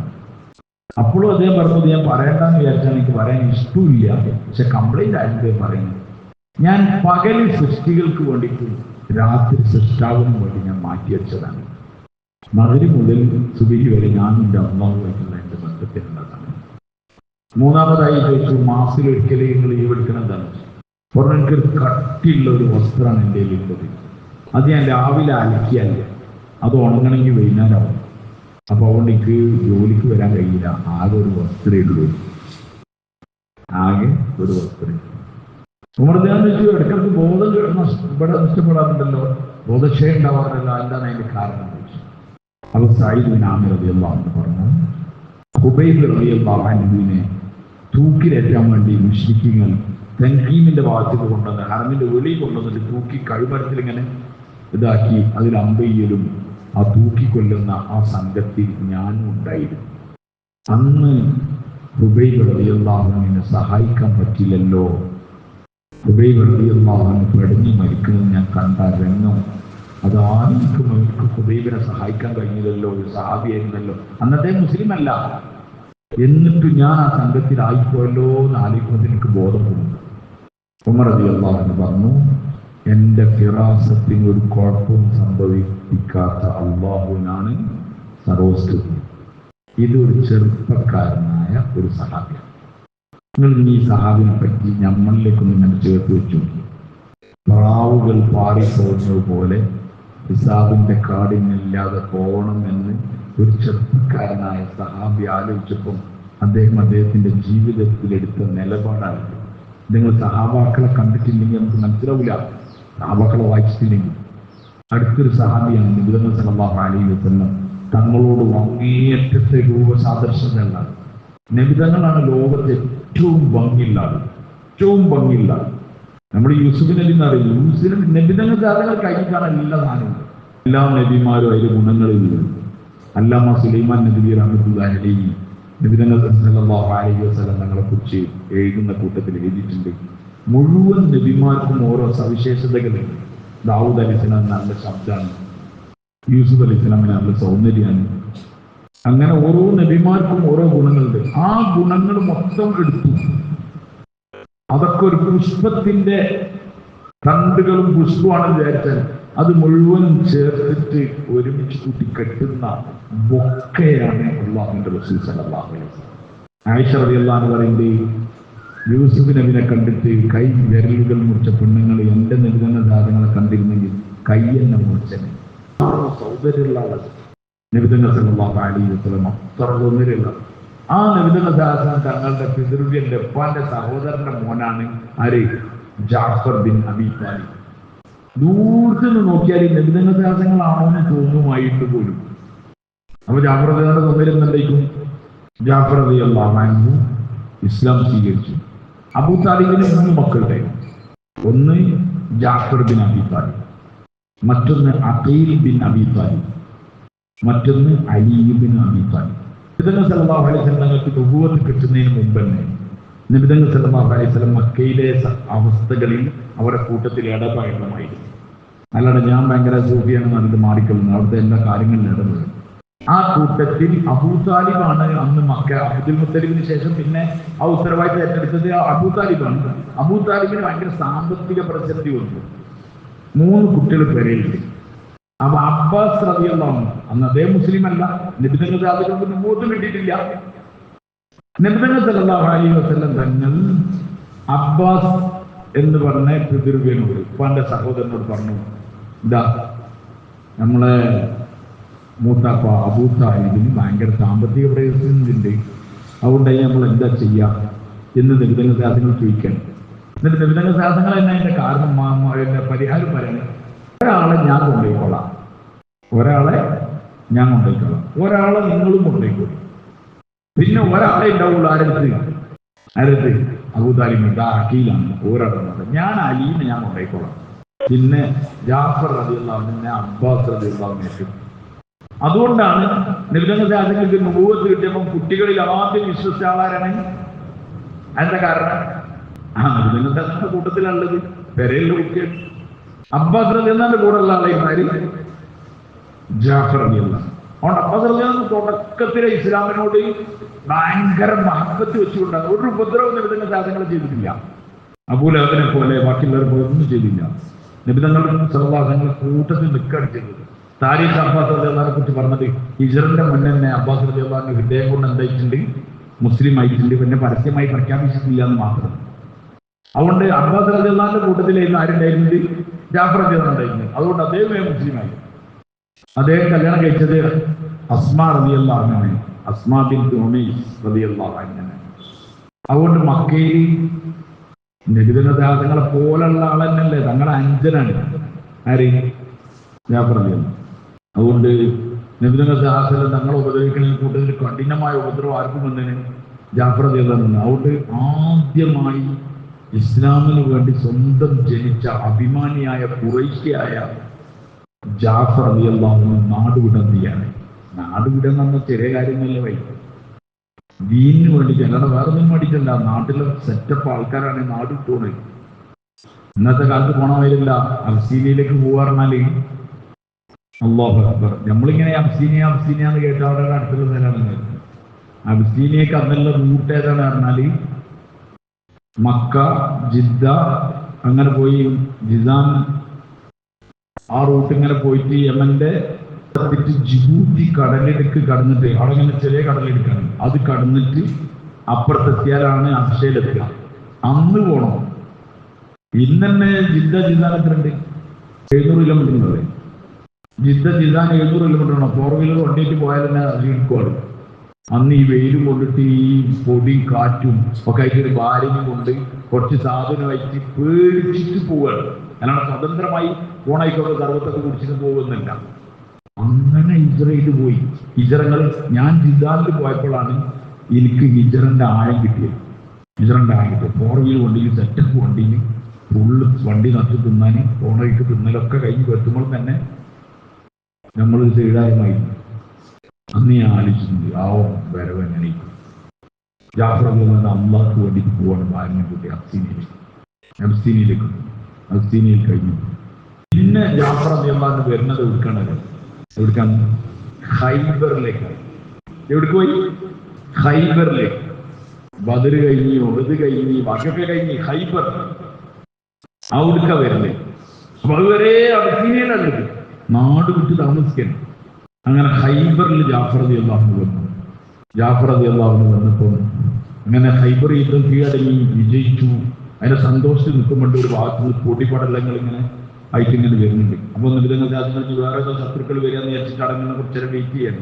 അങ്ങനെ വരുന്നപ്പം ആരാണ് പറഞ്ഞാൽ ഒരു സംഘം വന്നത് പിന്നെ തുഫൈൽ ഇബ്നു അംർ ദൗസിന്റെ അബൂ ഹുറൈറ റളിയല്ലാഹു അൻഹു നടക്കുന്ന സംഘം വന്നതും ഖൈബറിലേക്കാണ്. പിന്നെ വന്നത് ഇദ്ദേഹമാണ് ആര്? ജാഫർ റളിയല്ലാഹു അൻഹു ഭാര്യ അസ്മി റളിയല്ലാഹു അൻഹ. അവരൊക്കെ ഇങ്ങനെ ഓരോ വന്നപ്പോൾ നബിതങ്ങൾ ശാസനം ഞങ്ങളെ അഞ്ജനാണ് സ്വന്തം അളാപ്പന്റെ മോൻ മുതാപ്പന്റെ മോൻ നബിതങ്ങൾ ശാസനങ്ങൾ കൂട്ടിപ്പിടിച്ചു കെട്ടിപ്പിടിച്ചു. ജാഫർ റളിയല്ലാഹു അൻഹു ഞങ്ങളെ മുഖം പ്രകാശിച്ചു. നബിതങ്ങൾ ശാസനങ്ങൾ പറഞ്ഞു, ഖൈബറിലെ വിജയമാണോ ജാഫറിന്റെ വരവാണോ എനിക്ക് പ്രിയങ്കരമായിരുന്നു എനിക്കറിയില്ല. ഖൈബറിന്റെ കോട്ട വാതിൽ നിങ്ങൾ കേട്ടിട്ടുണ്ടോ? യഹൂദികൾ കോട്ടയിൽ വാതിലടച്ച് കുറെ ഇങ്ങനെ നിന്ന് പ്രതിരോധം തീർത്ത് അവസാനം കിട്ടിയ വമ്പം വിജയമാണ്. ആ വമ്പം വിജയത്തിനോട് ചേർത്ത് വെക്കുകയാണ് ആരെ വരവ്? ജാഫർ റളിയല്ലാഹു. അപ്പൊ ആ വിയോഗത്ര വേദന ഉണ്ടാവും ആ ജാഫർ റളിയല്ലാഹു. പിന്നെ മദീനയിൽ ആകെ കുറച്ചുള്ളൂ. അപ്പോഴേക്കും വീട്ടിൽ മദീന ഒന്ന് സെറ്റ് ആവുമ്പോഴേക്കും അടുത്ത സംഗതിക്ക് വേണ്ടി ജാഫർ റളിയല്ലാഹു അയച്ചു. മൂത്തത്തിലേക്ക് അയച്ചു. പറഞ്ഞയക്കുന്ന നബിതങ്ങൾ ശാസനങ്ങൾ ഫസ്റ്റ് കൊടി സെയ്ദ് ഇബ്നു ഹാരിസ റളിയല്ലാഹു അൻഹു കഴിഞ്ഞു കൊടുത്തു. പിന്നെ പറഞ്ഞു അബ്ദുല്ലാഹി അദ്ദേഹം ഷഹീദാണെങ്കിൽ ജാഫർ ഇബ്നു അബീ താലിബ് കൊടിയിരിക്കണം, അദ്ദേഹം ഷഹീദാണെങ്കിൽ അബ്ദുല്ലാഹി ഇബ്നു റവാഹ് കൊടിയിരിക്കണം എന്നൊക്കെ പറഞ്ഞ മൂന്നാൾക്കാരെ. ഒരു യഹൂദിയെ കേട്ടിട്ട് പറഞ്ഞു ഇത് ഉറപ്പാണ് മൂന്നാൾക്കാർ എന്തായാലും ഉണ്ടാവും. ശരി, യഹൂദിക്ക് അത്ര ഉറപ്പുണ്ട്. പിന്നെ ഒരു നബിയെ പറഞ്ഞത് സെയ്ദ് ഇബ്നു ഹാരിസ ഷഹീദാണെങ്കിൽ ജാഫർ ബിൻ അബീ താലിബ് കൊടി പിടിക്കണം, അദ്ദേഹം ഷഹീദാണെങ്കിൽ അബ്ദുല്ലാഹി ഇബ്നു റവാഹ് കൊടി പിടിക്കണം. അബ്ദുല്ലാഹി ഇബ്നു റവാഹ് കൊടി പിടിക്കുകയാണെങ്കിൽ മുസ്ലിമീങ്ങൾ ഒരാളെ തെരഞ്ഞെടുക്കണമെന്ന്. അപ്പൊ പിന്നെ ഇതൊക്കെ സംഭവിക്കൂലേ? എന്നിട്ട് ജാഫർ റളിയല്ലാഹു അൻഹു വീട്ടിലേക്ക് വരികയാണ്. ജാഫർ റളിയല്ലാഹു അൻഹു മരിക്കുന്ന സമയത്തിനെ പറ്റി രണ്ട് അഭിപ്രായം. ഒന്ന്, അദ്ദേഹത്തിന് 33 വയസ്സായിരുന്നു. ബഹുഭൂരിഭാഗം പണ്ഡിതന്മാരുടെ അഭിപ്രായം 40-41 വയസ്സായിരുന്നു. ഇതിൽ 40-41 വയസ്സിലാണല്ലോ അന്നാണ് അദ്ദേഹം മരിക്കുന്നത്. നമ്മൾ ജാഫർ റളിയല്ലാഹു അൻഹു ഏതോ വലിയ വെളുത്ത താടികളും ഭയങ്കര എന്തോ ബുസുർഗാന് സഹാബിയാണ്. എല്ലാം 41 വയസ്സിൽ വീട്ടിൽ നിന്ന് ഇറങ്ങുകയാണ്. ഇതാണ് ഞാൻ പറഞ്ഞത്, നമ്മൾ കാര്യത്തിൽ സഹാബാക്കളുടെ വീട്ടിൽ നിന്ന് ഇറങ്ങുകയാണ്. പള്ളിയിൽ പറഞ്ഞതാണ് എന്ത്? ജാഫർ ഷഹീദാണെങ്കിൽ അബ്ദുല്ലാഹി ഇബ്നു റവാഹ കൊടുക്കും. ജാഫർ റളിയല്ലാഹു അൻഹു വീട്ടിൽ നിന്ന് ഇറങ്ങുകയാണ്. വീട്ടിൽ നിന്ന് ഇറങ്ങുമ്പോൾ അവസ്ഥ എന്തൊക്കെ ആലോചിച്ച് നോക്കണം. 3 ചെറിയ മക്കൾ, 3 മക്കളായിരുന്നു അദ്ദേഹത്തിൻ്റെ. അബ്ദുള്ള, മുഹമ്മദ്, ഔദ്. ഈ 3 മക്കളുണ്ട്. യുവതിയായ അസ്മാ റളിയല്ലാഹു അൻഹ. നമ്മൾ ഒറ്റ ആലോചിക്കുന്നു. നമ്മളൊരു ഉംറക്ക് പോകാൻ 14 ദിവസത്തിന് പോവുകയാണെങ്കിൽ ഈറ്റിക്കാവിന് വരുമ്പോൾ കൂട്ടക്കാരുടെ നിലവിളി കഴിച്ച് വന്നാൽക്കണ്ട കരച്ചിട്ട് ധാരണ കെട്ടിപ്പിടിച്ചിട്ട് കരയ കുട്ടികളെ കരയ എടുക്ക യുദ്ധത്തിക്കൊന്നല്ല വരുന്നത്, ഉദയ്ക്ക് വരികയാണ് ബിരിയാണി എന്നാണ്. എന്നാലും നമുക്ക് ആ വേർപാട് നടത്താൻ വേറെ സ്ഥാനമാണ്. വേറെ സ്ഥാനമാണ്. ഹജ്ജിന് പോവാണ്. എന്നാലും ഇതെന്തിനാ പോകണമെന്ന് ആലോചിച്ചു. ഞാൻ എന്നും സങ്കടപ്പെടുത്തുന്ന ഒരു രംഗാണത്. ആ വീട്ടിൽ നിന്ന് ജാഫർ റളിയല്ലാഹു അൻഹു ഇറങ്ങുന്ന രംഗം. കാരണം ജാഫർ റളിയല്ലാഹു അൻഹു ഉറപ്പായിട്ട് അറിയാം, ഇനി ഞാൻ അസ്മാന്റെ അടുത്തേക്ക് വരൂല, ഞാൻ എൻ്റെ മക്കൾ അബ്ദുള്ള മുഹമ്മദ് ഞാൻ കാണൂല. എങ്ങനെയാണ് ഇറങ്ങിയില്ല? നമ്മളൊക്കെ വാപ്പാരൊക്കെ ആണല്ലോ, ഭർത്താക്കന്മാരാണല്ലോ. ഇറങ്ങുമ്പോൾ നിങ്ങൾ പറയും. ഇവിടെയാണ് നമ്മൾ സഹാബാക്കളെ പഠിക്കാത്തതിന്റെ കുഴപ്പം. നമുക്ക് 10 ദിവസം ഇരിക്കാൻ വരാൻ പറ്റില്ല, നമുക്ക് ദുബൈക്ക് ജമാഅത്തിന് പോകാൻ കഴിയില്ല, ഇഷാക്ക് ജമാഅത്തിന് പോകാൻ കഴിയില്ല, അവർക്ക് പേടിയാവും, വെക്ക് ഇതാവും എന്നൊക്കെ പറഞ്ഞ് ഇങ്ങനെ നിൽക്കണേ. ഇവിടെ ആരാണ്? ചെറിയ മക്കളാണ്. 1 ദിവസത്തിന് 2 ദിവസത്തിന് കേസല്ല. എങ്ങനെയൊക്കെ ജാഫർ റളിയല്ലാഹു അൻഹു ഇറങ്ങിയത്? നിങ്ങൾ ഒറ്റ കാണിക്കും. സെയ്ദ് ബിൻ ഹാരിസ റളിയല്ലാഹു അൻഹു എങ്ങനെയൊക്കെ വരുന്ന ഇറങ്ങിയിട്ടുണ്ടാകാം. അബ്ദുല്ലാഹി ഇബ്നു റവാഹ റളിയല്ലാഹു അൻഹു എങ്ങനെയൊക്കെ ഇറങ്ങിയിട്ടുണ്ടാകാം. ഇവർ പോയ സ്വർഗത്തിലല്ല ഇപ്പൊ ഇനി നമ്മൾ പോന്നിട്ട് ജാഫർ റളിയല്ലാഹു അൻഹു പറയുന്നത് ഇറങ്ങി. ഇനി എവിടുന്ന് കാണാം? സ്വർഗത്തിൽ നിന്ന് കാണാം. ഏതൊക്കെ ഇറങ്ങിയാലും കാണാൻ മൂത്തത്തിലെത്തി സെയ്ദ് ബിൻ ഹാരിസ് ഷഹീദായി. ഉടനെ പതാക മുസ്ലിമീങ്ങൾ ജാഫർ ബിൻ അബീ താലിബിന്റെ കയ്യിലെത്തി. ജാഫർ റളിയല്ലാഹു അൻഹു ഒന്ന് കുറേശ്ശിയാണ്, നിങ്ങളെ ചോരയാണ്. അതുകൊണ്ട് കൊടി പിടിച്ച് ശക്തമായി സൈന്യത്തിനെതിരെ പോരാടുമ്പോൾ അദ്ദേഹത്തിന്റെ വലത്തെ കൈക്ക് വെട്ടുകൊണ്ട് അത് അറ്റു വീണു. അപ്പൊ അദ്ദേഹം കൊടി ഇടത്തെ കൈക്ക് പിടിച്ചു, അതും പെട്ടു. അപ്പോൾ ജാഫർ തന്നെ രണ്ട് കൈയില്ല എന്ന് പറഞ്ഞാൽ മുറിവേറ്റി രക്തം ഒഴിച്ചുകൊണ്ടിരിക്കുകയാണ്. അള്ളാഹുവിന്റെ കയ്യിൽ നിന്ന് ഓടില്ല ചെയ്യുന്നത്. ഇസ്ലാമിന്റെ പതാക താഴെ ഉയരുത് എന്ന് പറഞ്ഞാൽ ഇങ്ങനെ ചേർത്ത് വെച്ച് ഇരുഭുജങ്ങൾ ചേർത്ത് നെഞ്ഞിൽ പിടിച്ച് പൊന്തിച്ച് നിൽക്കുകയാണ്. അപ്പം അദ്ദേഹത്തിന്റെ മധ്യഭാഗത്ത് വെട്ടി 80 ചില്ലാനം മുറിവുകൾ ഉണ്ടായിരുന്നു ജാഫർ ബിൻ അബീ താലിബ് റളിയല്ലാഹു അൻഹു. എന്തിനാ അദ്ദേഹം ജീവിച്ചു? ഇന്നത്തെ കാലത്ത് 44 വയസ്സ്, അല്ല 41 വയസ്സ്, അല്ലെങ്കിൽ 40 വയസ്സ്.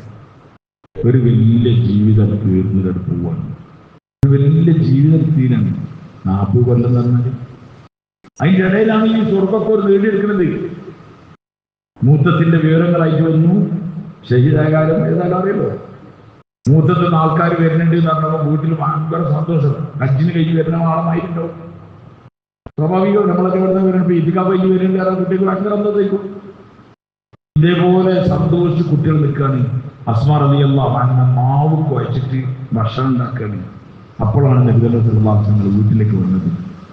നബി സല്ലല്ലാഹു അലൈഹി വസല്ലം തങ്ങൾ അസ്മാ റളിയല്ലാഹു അൻഹ ചോദിച്ചു, ഇവിടെ മക്കളെവിടെ, കുട്ടികളെവിടെ ചോദിച്ചു. അപ്പോൾ ഒരു കളിച്ചു കൊടുക്കാൻ വാപ്പവരല്ലേ. ഏറ്റവും സന്തോഷമുള്ള കളിയുടെ ഇടയിൽ നബി ദാസന്മാരെ വിളിച്ചു. അപ്പോൾ ഓടി വരികയാണ്.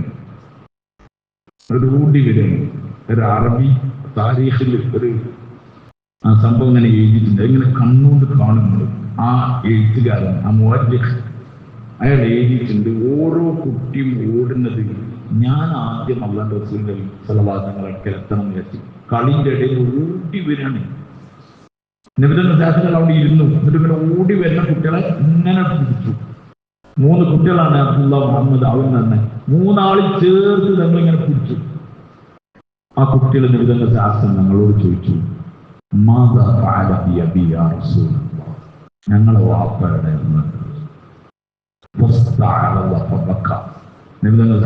ഇങ്ങനെ തിരിച്ചു. അതിൽ ഞങ്ങൾ കാര്യം കുട്ടികളല്ലേ ഓരോ മാതാ ഫഅല ബി അബി യാ റസൂലല്ലാഹ്, ഞങ്ങളെ വാപ്പയുടെ അല്ലാഹുവിന്റെ റസൂലേ നബി ഈ വാക്കിട്ടിരുന്നു.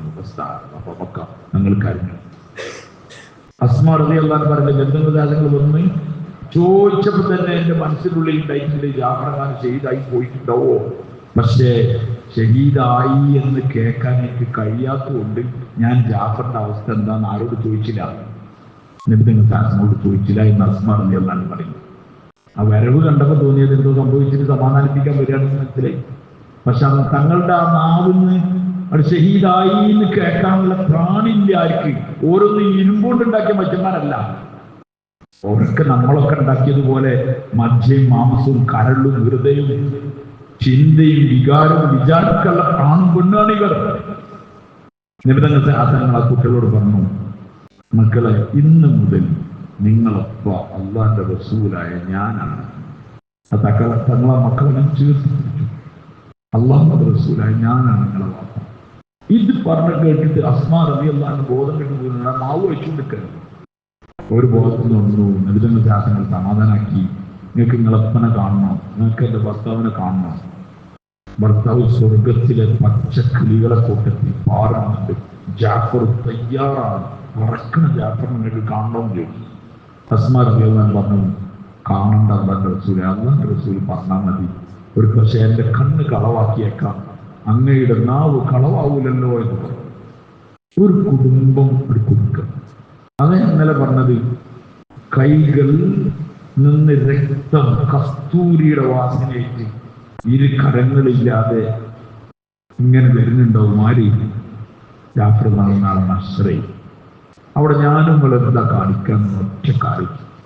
നമ്മളിപ്പോഴത്തെ ഏതോ ആൾക്കാരെ കണ്ടിട്ട് അവരെക്കാൾ ദീനുണ്ടെന്ന് പറഞ്ഞ് നടക്കുക. നമ്മൾ പറയുന്നത് നമുക്ക് ഭാര്യമാരുടെ കടമില്ല എന്നൊക്കെ ചോദിക്കാൻ.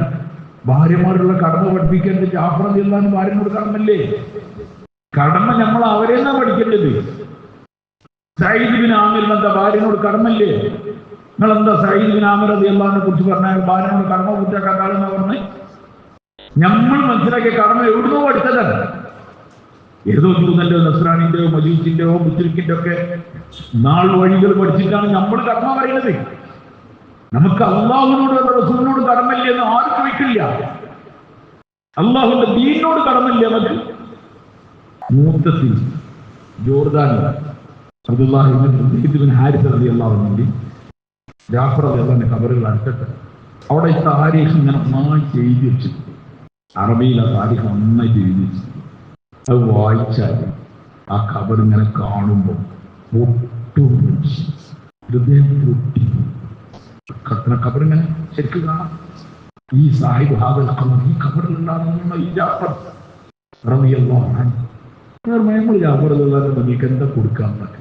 ഇത് നിങ്ങൾക്ക് ഏറ്റവും ഇഷ്ടപ്പെട്ട സാധ്യമാണ്, അഞ്ചലാണ്. അള്ളാഹുവിനോടുള്ള റസൂലിനോടുള്ള ഇഷ്ടം എന്ന് പറഞ്ഞാൽ നമ്മൾ എന്താ വിചാരിച്ചത്?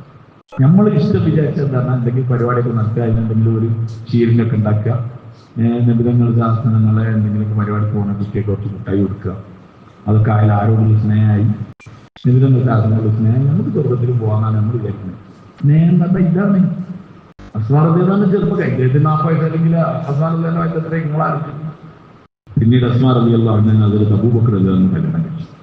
അപ്പോൾ ജാഫർ റളിയല്ലാഹു എത്ര വയസ്സിലാണ്? 38ാമത്തെ വയസ്സിലാണ് ആര് മുസ്ലിമാണ്? മുസ്ലിം ആകുന്നത് 38ാമത്തെ വയസ്സിൽ. പിന്നെ 13 കൊല്ലം കഴിഞ്ഞിട്ടാണ് എവിടേക്ക് പോണത്? ഹിജ്റ പോണത്. പിന്നെ മൂത്തത് കഴിഞ്ഞിട്ടാണ് കല്യാണം നടക്കുന്നത്. അബൂബക്കർ എത്ര വയസ്സുണ്ട്? അബൂബക്കർ കല്യാണം കഴിച്ചതിന് ശേഷം അബൂബക്കറിന്റെ ഖിലാഫത്ത് 2 വർഷവും 3 മാസവുമാണ്. നബി തങ്ങളുടെ വഫാത്തിന് ശേഷം 2 വർഷവും 3 മാസവും. അത് കഴിഞ്ഞ് അബൂബക്കർ വഫാത്തായപ്പോൾ അലി റളിയല്ലാഹു അൻഹു കല്യാണം കഴിച്ചു. ആരെ? അസ്മാ റളിയല്ലാഹു അൻഹ, കാക്കന്റെ ഭാര്യ. ഈ അബ്ദുള്ള മുഹമ്മദ് ഈ മക്കൾ ഒരു വലുതായി. ഞാൻ ഇതിന്റെ ഒരു ഭാഗം കൂടി പറയാം. നമുക്കൊക്കെ പേടി, നമ്മൾ അള്ളാന്റെ ദീന്റെ പണിയെടുത്താൽ നമ്മളെ മക്കൾ എന്താവും? വഴിയാതാരായിരിക്കും. ഇതാണ് മനുഷ്യന്റെ ഏറ്റവും വലിയ പ്രശ്നം. മക്കളോടൊരു ഇഷ്ടം ഉണ്ടല്ലോ, ഒരു വഴിയാതാരായിപ്പോ. ജാഫർ റളിയല്ലാഹു അൻഹു മക്കളിട്ട് പോകുമ്പോൾ ഒന്നുമില്ലാതെ. കാരണം അതേ എവിടെ വന്നതാണ്? അബ്സീനിയിൽ നിന്ന് മദീനയ്ക്ക് വന്നതാണ്. സഹാബാക്കൾ ഹിജ്റ ചെയ്ത് ആരംഭത്തിൽ വന്നിരുന്നു. ഹിജ്റ 1-ാം കൊല്ലാണല്ലോ അവരുടേത്. ജാഫർ റളിയല്ലാഹു അൻഹു ഖൈബറിന്റെ സമയത്താണ് വരുന്നത്. എന്റെ ടൈമിൽ ജാഫർ കാര്യമൊന്നുമില്ല. അങ്ങനെ ജാഫർ റളിയല്ലാഹു അൻഹുവിന്റെ മക്കളെ ഒരു വളർന്നു വലുതായി. സുബൈർ റളിയല്ലാഹു അൻഹു, സുബൈർ ബിൻ അവാം റളിയല്ലാഹു അൻഹു, സ്വർഗ്ഗം കൊണ്ട് സന്തോഷപ്പെട്ടായിരിക്കപ്പെട്ട സാഹചര്യം സുബൈർ ബിൻ അവാം റളിയല്ലാഹു അൻഹു. അദ്ദേഹം ഭയങ്കര ധർമ്മിഷ്ഠനായി. വളരെ കൊടുക്കും. ഈ ധർമ്മിഷ്ഠ എന്നൊക്കെ പറഞ്ഞാൽ നമ്മൾ വിചാരിക്കും ഒരു കോടി ഉൾപ്പെടെ എവിടെയെങ്കിലും ഒരു 1000 കൊടുക്കുന്നതാണ് ധർമ്മം, 10,000 കൊടുക്കുന്നതാണ് ധർമ്മം. ഈ സഹാബാക്കളുടെ ധർമ്മങ്ങൾ ശരിക്കും പഠിക്കണം. അപ്പോഴാണ് ഈ ധർമ്മം നമുക്ക് മനസ്സിലായത്. ഞാൻ പറഞ്ഞത് നമുക്ക് മൊത്തം പഠിക്കാനുള്ളവരെന്നാണ്. സമ്പത്ത് ഇങ്ങനെ കൊടുത്തിട്ട് അദ്ദേഹം വിശ്വസ്തനായിരുന്നു. സുബൈർ ബിൻ അവാം റളിയല്ലാഹു അൻഹു. അതുകൊണ്ട് തന്നെ ആൾക്കാർ അദ്ദേഹത്തിന്റെ കയ്യിൽ പൈസ കൊണ്ടുപോയി കൊടുക്കും. അമാനത്തായിട്ട്, ബാങ്കൊന്നും ഇല്ലല്ലോ, അമാനത്തായിട്ട് അദ്ദേഹം. അപ്പൊ അദ്ദേഹം അമാനത്തായാൽ ആ പൈസ കറക്റ്റ് സൂക്ഷിച്ചു വെക്കണം, അവർക്ക് തിരിച്ചു കൊടുക്കണം, നോട്ടും കൂടി മാറാതെ കൊടുക്കാൻ പറ്റുമെങ്കിൽ അങ്ങനെ കൊടുക്കും. അതുകൊണ്ട് അദ്ദേഹം പറഞ്ഞു, ഇതൊന്നും വെക്കാനുള്ള സ്ഥലം ഇല്ല, എനിക്ക് കടായിട്ട് തന്നാളി, നിങ്ങൾക്ക് ആവശ്യമാകുമ്പോൾ ചോദിച്ചത് ഞാൻ തരണ്ട്. അങ്ങനെ കടം കൊടുത്തത് അതെല്ലാവരോടും. പിന്നെ അമാനത്ത് ഒഴിവാക്കി കടം വാങ്ങാൻ തുടങ്ങി. വാങ്ങണ പൈസ മുഴുവൻ എന്ത് ചെയ്യാൻ തുടങ്ങി? അള്ളാഹുവിന്റെ മാർഗത്തിൽ ആൾക്കാർക്ക് കൊടുക്കാൻ തുടങ്ങി. ഇങ്ങനെ പൈസ കൊടുക്കലും. ഞാൻ നേരത്തെ പറഞ്ഞു, ഉമർ റളിയല്ലാഹു അൻഹു എല്ലാം വീക്ഷിക്കുന്ന ആളാണ്. ഉമർ റളിയല്ലാഹു അൻഹു സ്വർഗ്ഗം കൊണ്ട് സന്തോഷവാർത്ത അറിയിക്കപ്പെട്ട സുബൈർ ബിൻ അവാം റളിയല്ലാഹു അൻഹുവിനെ വിളിച്ചിട്ട് പറഞ്ഞു, സുബൈർ, നിങ്ങളെ ധർമ്മം കുറച്ച് കൂടിയിട്ടുണ്ട്. ആരാ പറഞ്ഞോ? ഉമർ റളിയല്ലാഹു അൻഹു പറഞ്ഞ, വെറുതെ പറയില്ല, നിങ്ങൾ കുറച്ച് ഭയങ്കര ധർമ്മമായിട്ടുണ്ട് എന്ന് പറഞ്ഞു. അതുകൊണ്ട് കുറച്ചൊന്ന് അതിന്റെ കാര്യത്തിൽ നിയന്ത്രണം വരുത്തണം. പക്ഷെ സുബൈർ ബിൻ അവാം റളിയല്ലാഹു അൻഹു അത് അങ്ങനെ കൊടുത്തോളും. അതേ വഫാത്താകുന്ന സമയം, വഫാത്തിന്റെ മുമ്പായിട്ട് ഫുൾ എഴുതി വെച്ചിട്ടുണ്ടല്ലേ, കിട്ടാനുള്ളത് കൊടുക്കാനുള്ളത് ഒക്കെ എഴുതി വെച്ചിട്ടുണ്ട്. ആ ഒരു ബുക്ക് മകൻ, അദ്ദേഹത്തിന് ഒരു മകനുണ്ട്, അബ്ദുല്ലാഹ് ഇബ്നു സുബൈർ. അബ്ദുള്ള ആ മകന്റെ പേര്. അവനെ വിളിച്ചിട്ട് പറഞ്ഞു, അബ്ദുള്ള, ഇത് അപ്പാന്റെ കണക്ക്, ഇത് കാര്യങ്ങൾ ഇതാണ്, ഇതൊക്കെ കിട്ടാനുള്ളതാണ്, ഇതൊക്കെ കൊടുക്കാനുള്ളതാണ്, അതായത് ഇത് വാങ്ങിയിട്ട് ഇപ്പൊ കൊടുക്കാനുള്ള ആളുകൾക്ക് കൊടുക്കണം. എന്നിട്ടും ഈ ബാക്കി വരികയാണെങ്കിൽ ഈ മൗല സുബൈറിനോട് പറഞ്ഞാൽ മതി എന്നുള്ളത്. അപ്പൊ മകൻ അബ്ദുള്ള ചോദിച്ചു, മൗല സുബൈർ ആരാണ്? മൗല എന്നാൽ നമ്മളെ ഭാഷ പറയാം ബോസ് എന്നൊക്കെ പറയാം, ഉള്ള ആൾക്കാർ പറഞ്ഞ ഭാഷ. ആരാണ് നമ്മളെ ബോസ്, നിങ്ങളെ ആരാണ് എന്ന്. അപ്പൊ അതേ വിചാരിച്ച എന്റെ ഇടപാടുള്ള കാര്യത്തിലൊക്കെ ഏതെങ്കിലും വാങ്ങണോ ഏതെങ്കിലും ആളുണ്ടാവും, കടം കൊടുക്കാനല്ലേ. അപ്പം സുബൈർ റളിയല്ലാഹു അൻഹു പറഞ്ഞു, എന്റെ മൗല അല്ലാഹുവാണ്. ആ ഒരു ബന്ധങ്ങൾ നോക്കണം. അപ്പൊ നീ അള്ളാഹിനോട് സുബൈറിന്റെ മൗല എന്ന് പറഞ്ഞിട്ട് പറഞ്ഞാൽ മതി. ഞാൻ പറയാൻ നാട്ടിൽ നിന്ന് ഒരാളിങ്ങനെ വന്നു, കൽപ്പനത്തിൽ എന്തോ ആവശ്യത്തിന് വന്നു, ഒരു 15,000 ഉറുപ്പ ആണോ, എൻ്റെ ആകെ 10,000 ഉള്ളൂ. അപ്പൊ എന്നെ വിളിച്ചു, നിങ്ങൾ വിളിച്ചു ഒരു 5,000 ഉറുപ്പ കൊടുത്തിരുന്ന് തിരിയാൻ പറ്റുമോ, അതൊന്നും തരണ്ടേ, ഞാൻ നിങ്ങൾ വന്നാണ് ഇനി 15,000 ഇങ്ങോട്ട് നാട്ടിലേക്ക് വരാൻ പറ്റില്ല എന്നൊക്കെ പറഞ്ഞാൽ ഞാൻ ഇവിടെ ഒരാളോട് പറയണം, ഇന്ന ആളുടെ അവിടെ പള്ളിയിൽ അദ്ദേഹത്തിനോട് പോയി വാങ്ങിക്കും, ഞാൻ പറഞ്ഞാലെന്ന് പറഞ്ഞാൽ അത് കൊടുക്കൂലേ? ഞാനും അയാളായിട്ട് എത്ര ബന്ധമുണ്ടാകുമ്പോഴല്ലേ അയാളോട് വാങ്ങാൻ പറയുള്ളൂ. ഇതേപോലെ പറയാണ് സുബൈർ റളിയല്ലാഹു അൻഹു, പൈസന്റെ ആവശ്യം വരികയാണെങ്കിൽ മൗല സുബൈറിനോട് പറഞ്ഞാൽ മതി.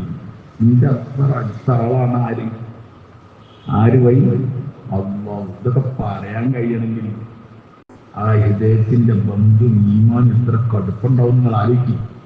അങ്ങനെ അബ്ദുല്ലാഹി ഇബ്നു സുബൈർ റളിയല്ലാഹു അൻഹു ഇങ്ങനെ ബുക്ക് പഠിക്കുക, ആൾക്കാർക്ക് കൊടുക്കാണ്ട് കൊടുത്തുകൊണ്ടിരിക്കുക, പിന്നെ കിട്ടാനുള്ളത് കൊണ്ടുതന്നെ വാങ്ങുക, ഇങ്ങനെ പോകുന്നതിൻ്റെ ഇടയിൽ നമ്മളുടെ ജാഫർ റളിയല്ലാഹു അൻഹുവിന്റെ മകൻ ഒരു അബ്ദുള്ള കുട്ടിയായിരുന്നു. ആ അബ്ദുള്ളനെ ഇങ്ങനെ പോണ കണ്ടപ്പോ അബ്ദുള്ള നിൽക്കുകയാണ്. ഇപ്പൊ 2 അബ്ദുള്ളമാരായി, അബ്ദുല്ലാഹി ഇബ്നു സുബൈർ, അബ്ദുല്ലാഹി ഇബ്നു ജാഫർ. 2 അബ്ദുള്ളമാരാണ്. ഒരു അബ്ദുള്ള മറ്റേ അബ്ദുള്ളനെ പറഞ്ഞു, സുബൈർ എല്ലാവരും പറഞ്ഞു, അബ്ദുള്ള പറഞ്ഞു ഇബ്നു സുബൈർ എന്ന് പറയാൻ. ഇബ്നു സുബൈർ ഇബ്നു ജാഫറിനോട്, ജാഫർ തന്നെ മോൻ അബ്ദുള്ളനോട് പറഞ്ഞു, ജാഫർ അബ്ദുള്ള ഈ എൻ്റെ ഉപ്പാക്ക് 1,00,000 ദിർഹം കൊടുക്കാനുണ്ട് എന്ന് എൻ്റെ ഉപ്പാന്റെ ബുക്കിലുണ്ട് കേട്ടോ എന്ന് പറഞ്ഞു. അപ്പൊ അബ്ദുല്ലാഹി ഇബ്നു ജാഫർ അദ്ദേഹം പറഞ്ഞു, അബ്ദുള്ള എനിക്ക് എപ്പോഴും ആവശ്യമില്ല എന്ന് ചോദിച്ചോ, എപ്പോഴാണെങ്കിൽ ഇപ്പം തരാം, എപ്പോഴാണ് ആവശ്യമുള്ളത് ഈ ചോദിച്ചോണ്ട്. അല്ല ഞാൻ സൂചിപ്പിക്കുന്നു മാത്രം, അവിടെ ഉണ്ടായാൽ മതി എന്നുള്ള അർത്ഥത്തിൽ പറഞ്ഞു പോയി. ഈ ബുക്ക് ഇടയ്ക്കിടയ്ക്ക് ഇങ്ങനെ മറിച്ചു നോക്കണം ആർക്ക്? അബ്ദുല്ലാഹി ഇബ്നു സുബൈർ റളിയല്ലാഹു അൻഹു. അങ്ങനെ മറിച്ചു നോക്കുന്നതിൻ്റെ ഇടയിൽ ഒരു ദിവസം അദ്ദേഹം നോക്കുമ്പോൾ അബ്ദുല്ലാഹി ഇബ്നു ജാഫറിന് വാപ്പ അങ്ങോട്ട് കൊടുക്കാനുള്ളത്. നിങ്ങൾ ആലോചിക്കല്ലേ, അബ്ദുല്ലാഹി ഇബ്നു സുബൈർ മാറിപ്പോയതാണ്, വാപ്പ അങ്ങോട്ട് കൊടുക്കാനുള്ളതാണ്.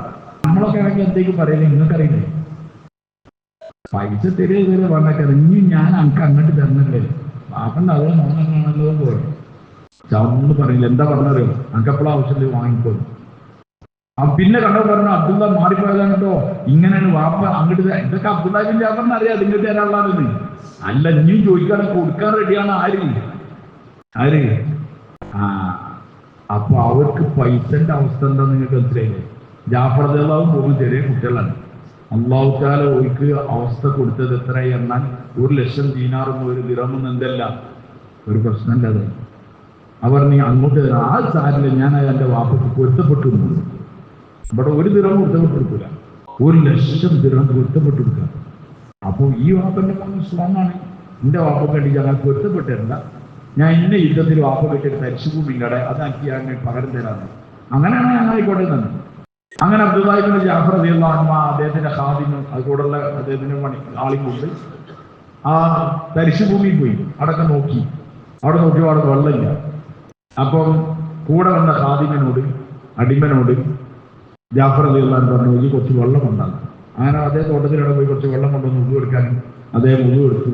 അതേപോലെ ഇത് വിരിച്ച് നിസ്കരിച്ചു. അല്ലാഹു വെള്ളം നിന്റേതാണെന്ന് പറഞ്ഞിട്ട് ഞാനിവിടെ കിണറ് തന്നുപോകാൻ എനിക്ക് വെള്ളം കാണിച്ചു തരുന്നത്. ആ അടിമനോട് അടക്കുത്താൻ പറഞ്ഞു, അവിടെ വെള്ളം കാണും. ഖജനാവ് മൊത്തം വിലയിലാണ്. ഇതിലായിരുന്നു ഈ സാധാരണഗതിയിൽ 1,00,000 ദീനാറ് കിട്ടാണ്ടായിട്ട് ചോദിച്ചുമ്പോൾ എന്താ പറയാ, ഇത് നല്ല നോക്കേണ്ടി, എന്താ ഉള്ളത് നല്ല നോക്കിക്കാളാ, വാപ്പ എങ്ങനെ എഴുതിയറിയില്ല, നോക്കിയിട്ട് വാപ്പ ഇങ്ങോട്ട് തരാനുള്ളതാണ് എന്നൊക്കെ പറയും. ഇതൊന്നും പറയില്ല. നമ്മൾ ഈ സാധാരണഗതിയിൽ പഴയ കാലത്ത് വലിയ പ്രായമുള്ള ആൾക്കാരുണ്ടാവും. പഴയ കാലത്ത് 45 കൊല്ലം 50 കൊല്ലമൊക്കെ മുമ്പുള്ള കാലത്ത് സ്കൂൾ വെക്കേഷൻ ഈ ഏപ്രിൽ വന്നാൽ അത്യാവശ്യം നീളമുള്ള ഒരു കയറെടുക്കും ചൂടിൻ്റെ, എന്നിട്ട് 2 തലി കൂട്ടിക്കെട്ടും. അപ്പൊ എന്താവും? എന്തായാലും ബസ്സാവും. കുറച്ച് നീളം ഉണ്ടെങ്കിൽ ബസ് അല്ലേ, 2 തലി കൂട്ടി കെട്ടി അതിൽ 2 ആളിങ്ങനെ നിൽക്കും. ഒരാളിങ്ങനെ നല്ല വീടുണ്ടാവും, മറ്റൊരു ടിൻറ്റിൻ്റെ അടിച്ചുണ്ടാവും. അവ കുട്ടികളൊക്കെ വയ്ക്കാൻ നിൽക്കുന്നുണ്ടാവും, ഒരു കൈയാട്ടും നിർത്തും കയറ്റും, പിന്നെ ഓലയും കൊണ്ട് പോകാം. എല്ലാവരും പായമാണ് അല്ലേ? അവ അതിൻ്റെ ടിക്കറ്റൊക്കെ ചോദിക്കും, ടിക്കറ്റ് ചോദിക്കുമോ, പിന്നെ ടിക്കറ്റ് കൊടുക്കും, ഒരു കള്ളാസ് എന്തെങ്കിലും കൊടുക്കും, അതിന് പൈസ ചോദിക്കും. പൈസ എന്താ കൊടുക്കല്? പൈസ ഇല കൊടുക്കല്. കമ്മ്യൂണിസ്റ്റ് അപ്പൻ്റെ ഇലൊക്കെ ഉണ്ടാവും, ഒക്കെ പറിച്ച ടിക്കറ്റ്. അപ്പം ഒരു 10 കൊടുത്താൽ പറയും അതുപോലെ എന്തും വേണമെന്ന് പറഞ്ഞാൽ പിന്നെയും കൊടുക്കും. എത്ര വെച്ചാലും കൊടുക്കും. കാരണം എന്താ? ഭാഗ്യമായി ആടൊന്നും ഇഷ്ടംപോലെ പറിച്ചല്ലേ. ഇതേ സ്റ്റൈലാണ് അബ്ദുല്ലാഹി ബിൻ ജാഫർ പറയുന്നത്. റളിയല്ലാഹു അൻഹു ഒരു പറഞ്ഞതാണ്, ഇനി വേണമെങ്കിൽ തരാം, ദിർഹമാണ് ഈ പറഞ്ഞത്. നമ്മളൊക്കെ ഇതിന് കൗന്നെന്ന് വീട് എന്തിനു വേണ്ടിയിട്ടാണ്? അള്ളാന്റെ ദീനും നിസ്കാരം ഒഴിവാക്കാൻ എന്തിനു വേണ്ടിയിട്ടാണ്? അതുകൊണ്ട് വാപ്പ അള്ളാഹ്ക്ക് വേണ്ടി പോയി മരിച്ചതിന്റെ പേരിൽ മോൻ എന്തായിട്ടില്ല പറയും. ഈ ഫിലോസഫി, ഈ തെർത്തീബ് ഇങ്ങൾക്കും അറിയാത്തത് എന്തുകൊണ്ടാണ്? നമ്മൾ സഹാബാക്കളെ പറ്റി പഠിക്കില്ല. ഇതൊരു സാബിന്റെ കഥയല്ല, അതിങ്ങനെ പറഞ്ഞുകൊണ്ടിരിക്കാം. എല്ലാ സഹാബാക്കളുടെ അവസ്ഥ ഇതാണ്. ഒരു വേറെ ലോകത്താണെന്ന് നമ്മൾ വേണമെങ്കിൽ പറയാം. നമ്മളിപ്പോ ജീവിക്കുന്ന കാഴ്ചപ്പാടിലോ ചിന്തകളിലോ ഒന്നല്ലോരുണ്ട്, ഒരു വേറെ ലോകത്താണ്. കാരണം ഓരെല്ലാവരും തലന്റെ ഉള്ളിലുള്ളത് ജീവിതം പെടല്ല, ഇവിടെ ഒരു താൽക്കാലികാണുള്ളത്, ആഖിറത്തിലാണ് കാലാവസ്ഥ. ദുബായിൽ സൗദി അറേബ്യയിലെ 2 റൂമുണ്ട്, അത് നിർത്തി പോരാണ്. അപ്പൊ അയാളെ സോഫ ഉണ്ട്, കട്ടിലുണ്ട്, ബെഡുണ്ട്, ഫ്രിഡ്ജുണ്ട്, വാഷിംഗ് മെഷീൻ ഉണ്ട്. അപ്പാടെ തലച്ചിങ്ങോട്ട് വരുമോ പറയും. അപ്പം തന്നെ പോരണേ തൊട്ട് മുമ്പ് നിർത്തി പോരുകയാണെങ്കിൽ ചങ്ങായിമാരൊക്കെ വിളിക്കും, എടാ നല്ല ഫ്രിഡ്ജാണ് ഇപ്പോൾ മണം വയ്ക്കും, നല്ല വാഷിംഗ് മെഷീനാണ് മണം നോക്കും. ചിലരവിടെ കൊണ്ടുപോയിടുന്ന ആറാസ് എന്ന സ്ഥലത്ത് അവിടെ കൊണ്ടുപോയി വെക്കും, ആരെടുത്ത് കൊണ്ടുപോയിക്കോട്ടെ. ഒരാൾ വരണം, അവനൊക്കെ ഭയങ്കര ഔദാര്യവാനാണ്. ആര്? ഫ്രിഡ്ജ് കൊടുക്കുക, പിന്നെ വാഷിംഗ് മെഷീൻ കൊടുക്കുക, ബെഡ് കൊടുക്കുക, എല്ലാം കൊടുക്കുക, അൾമറ, സോഫ സെറ്റ്. മനസ്സിലായില്ലേ? ഞാൻ സൗദിയിൽ ജിദ്ദയിലൊരു വീട്ടിൽ പോയി, ഒരു അടിച്ചുപൊളി സോഫ സെറ്റ് ഉണ്ട്. ഞാൻ ഇങ്ങനെ ഇരുന്ന് ഇങ്ങനെ എന്തെങ്കിലും വർത്താൻ പറഞ്ഞിട്ട് മോങ്ങനെ ചിരിച്ചു. ഞാൻ ചെല്ലു അവനോട് പറയാത്ത മിഞ്ഞാൻ കൊണ്ടുവന്നാണ് ഞാൻ ഇരുന്ന റോട്ടുമലി ഒഴിവാക്കിയത്. മലയാളിയല്ല എൻ്റെ ആള്. അവിടെ അടിച്ചുപൊളി ഏതോ അറബി പുറത്തെടുത്ത് വെച്ചാണ്, ആർക്കും കൊണ്ടാണെങ്കിൽ കൊണ്ടേക്കൊണ്ട് നല്ല അടിച്ചുപൊളി ചുറ്റപ്പുള്ളതാണ്. ഈ നാട്ടിൽ തിരിച്ചു വരുന്ന മലയാളിക്കൊക്കെ കൊടുക്കും, ആർക്കും ഉണങ്ങി കൊടുക്കും, ശാസ്ത്രവും ആരൊക്കെ കൊടുക്കും. അവൻ ഔദാര്യവാനായതുകൊണ്ടല്ല, ഔദാര്യവാനാണ് താരം. അവൻ എന്താ കൊടുക്കാൻ കാരണം അറിയാം? പോരാണ്. എവിടേക്ക്? നാട്ടിക്ക് പോരാണ്. സഹാബാക്കൾ കൊടുത്തത് തന്നെയാണ്. ഓല് ഇവിടുന്ന് പറയും, ഓല് അള്ളാന്റെ അടുത്തേക്ക് ഇപ്പം പോകേണ്ടി വരുന്നുള്ള അർത്ഥത്തിലല്ല, എപ്പോഴും പോവാം. അവിടെ കിട്ടണമൊക്കെ എന്ത് ചെയ്യാതെ കൊടുത്തില്ലാണ്, അവിടെ കിട്ടും ചെയ്യും. നമ്മളാണ് കിട്ടുന്നൊക്കെ മാന്താണ്. പള്ളിയിൽ നിന്ന് മാന്തും, മദ്രസയിൽ നിന്ന് മാന്തും. ഈ മാന്തലുകാരാണ് നമുക്ക് ദീൻ പറഞ്ഞു തരുന്നത്. ഈ മാന്തലുകാർ പള്ളിൻ്റെ മദ്രസൻ്റെതും ദീനിന്റെ പേരിലൊക്കെ മാന്തി പിടിച്ച് ദരിദ്ര കുടുംബത്തിലുള്ളവർക്ക് വലിയ സമ്പന്നന്മാരെ സെറ്റപ്പിൽ ജീവിക്കണേ. ഓലെന്നാണ് ആര് ദീൻ പഠിക്കണേ? ഓലെ കണ്ടിട്ടാണ് നമ്മൾ ദീൻ പഠിക്കണേ, ഓര് പറഞ്ഞ കേട്ടിട്ടാണ് നമ്മൾ ദീൻ പഠിക്കണേ. നമ്മൾ സഹാബാക്കളെ നമുക്കറിയില്ല, നമുക്ക് സഹാബാക്കൾ അറിയില്ല. അതുകൊണ്ട് സഹാബാക്കൾ റളിയല്ലാഹു അൻഹും അവർ അള്ളാഹ്ക്ക് വേണ്ടി അർപ്പിക്കുക, അതിലൊരു ഭയങ്കര ആരം. അള്ളാഹ്ക്ക് വേണ്ടി കൊടുക്കുക, അതിന് ആരം. ഭാരനെ വെക്കുക, ജീവൻ കൊടുക്കുക. കരോരിൽ ജീവിക്കണത് അള്ളാഹ്ക്ക് വേണ്ടിയിട്ടാണ്. ഇന്ന സ്വലാത്തി വനുസുഖി വമഹിയായ വമമാതി ലില്ലാഹി റബ്ബിൽ. മിക്ക ആൾക്കാർ അർത്ഥം അറിയാത്തതുകൊണ്ടാണ് വളരെ കൂളായിട്ട് ഓടുന്നത്.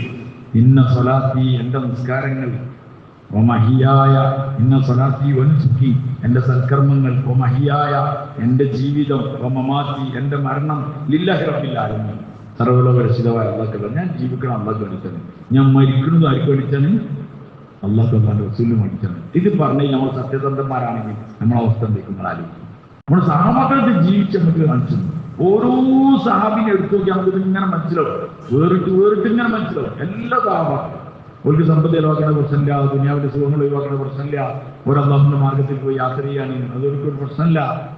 അതിൽ ഷഹീദാകാണ്, അതിൽ അഭിമാനികളാകാണ്, ഒരു അഭിമാനിയാകാണ് ഷഹീദാവുന്നവർ. കാലം ചെറിയ വയസ്സുള്ള ആൾ, 40 വയസ്സാണ് മുസ്തഫ ബിൻ ഉമൈർ, 44 വയസ്സ് മുസ്തഫ ബിൻ ഉമൈർ എന്ന മരിക്കുമ്പോൾ ഉഹദിലാണ് മരിക്കുന്നത്. 44 വയസ്സ്. ഇതിലൊന്ന് 44 വയസ്സുള്ള ആൾക്കാരൊന്നും ആലോചിക്കുകയാണ്, നമ്മൾ എന്താ ഈ ദീന് ചെയ്ത് നമ്മളെ ആക്രമണം ഉണ്ടായിരുന്നു. 44 വയസ്സെന്ന് പറഞ്ഞാൽ അച്ഛനുള്ള അരള്ള സമയം. ആ സമയമാണ് അള്ളാഹ്ക്ക് വേണ്ടി ജീവൻ കൊടുത്ത് ഉഹദിൽ കിടക്കുന്നത്. മക്കയിലെ ഏറ്റവും നല്ലൊരു കുബേര കുടുംബത്തിലെ നല്ല കുബേരപുത്രൻ, വിദേശ നിർമ്മിത വസ്ത്രയിൽ മുസ്തഫ ബിൻ ഉമൈർ ധരിച്ചിരുന്നത്. നല്ല സുഗന്ധം ഉപയോഗിക്കുന്നു. അതേ സുഗന്ധം തേച്ച് ഇങ്ങനെ പോയാൽ ആൾക്കാർ പറയുന്നതിൽ മുസ്തബ് പോയിട്ടുണ്ട്. നമ്മൾ ഇന്നത്തെ ഭാഷ പറയുകയാണെങ്കിൽ ആ നാട്ടിലെ ട്രെൻഡ് ആൾക്കാർക്ക് ആവാൻ വേണ്ടി വിചാരിക്കുന്ന ഫാൻസ് അസോസിയേഷനിലെ ഒരാളുടെ പോലും അതേപോലത്തെ ആളാണ് മക്കയിലെ മുസ്തബ് റളിയല്ലാഹു അൻഹു. ഭയങ്കര സൗന്ദര്യമുള്ള ആളാണ്. അടിപൊളി ഡ്രസ്സാണ് അദ്ദേഹം ധരിക്കുന്നത്. വില കൂടിയ ഡ്രസ്സ് പുറത്തുനിന്ന് ഉണ്ടാക്കി കൊണ്ടത്. അതേ മുസ്ലിമായി വീട്ടിൽ നിന്ന് ഒരു ഉമ്മ കൊടുത്ത് തട്ട് കൊടുത്തിട്ടാണ് നിബിധങ്ങൾ ശാസനം എടുക്കല്. മുസ്ലിമായി കുറച്ച് സമയം ഉണ്ടായി. നിബിധങ്ങൾ ശാസനങ്ങൾ മദീനയിലേക്ക് പോകാനാണപ്പോൾ പിന്നെ ഹിജറക്ക് മുമ്പായി ആദ്യം മദീനയിലേക്ക് അയച്ചത് മുസബീനും കരുതിയതായിരുന്നു. അങ്ങനെ മദീനയിൽ പോയി ആൾക്കാരെ കൂട്ടി ഖുർആൻ ശരീഫ് ബോധി കേൾപ്പിച്ചു.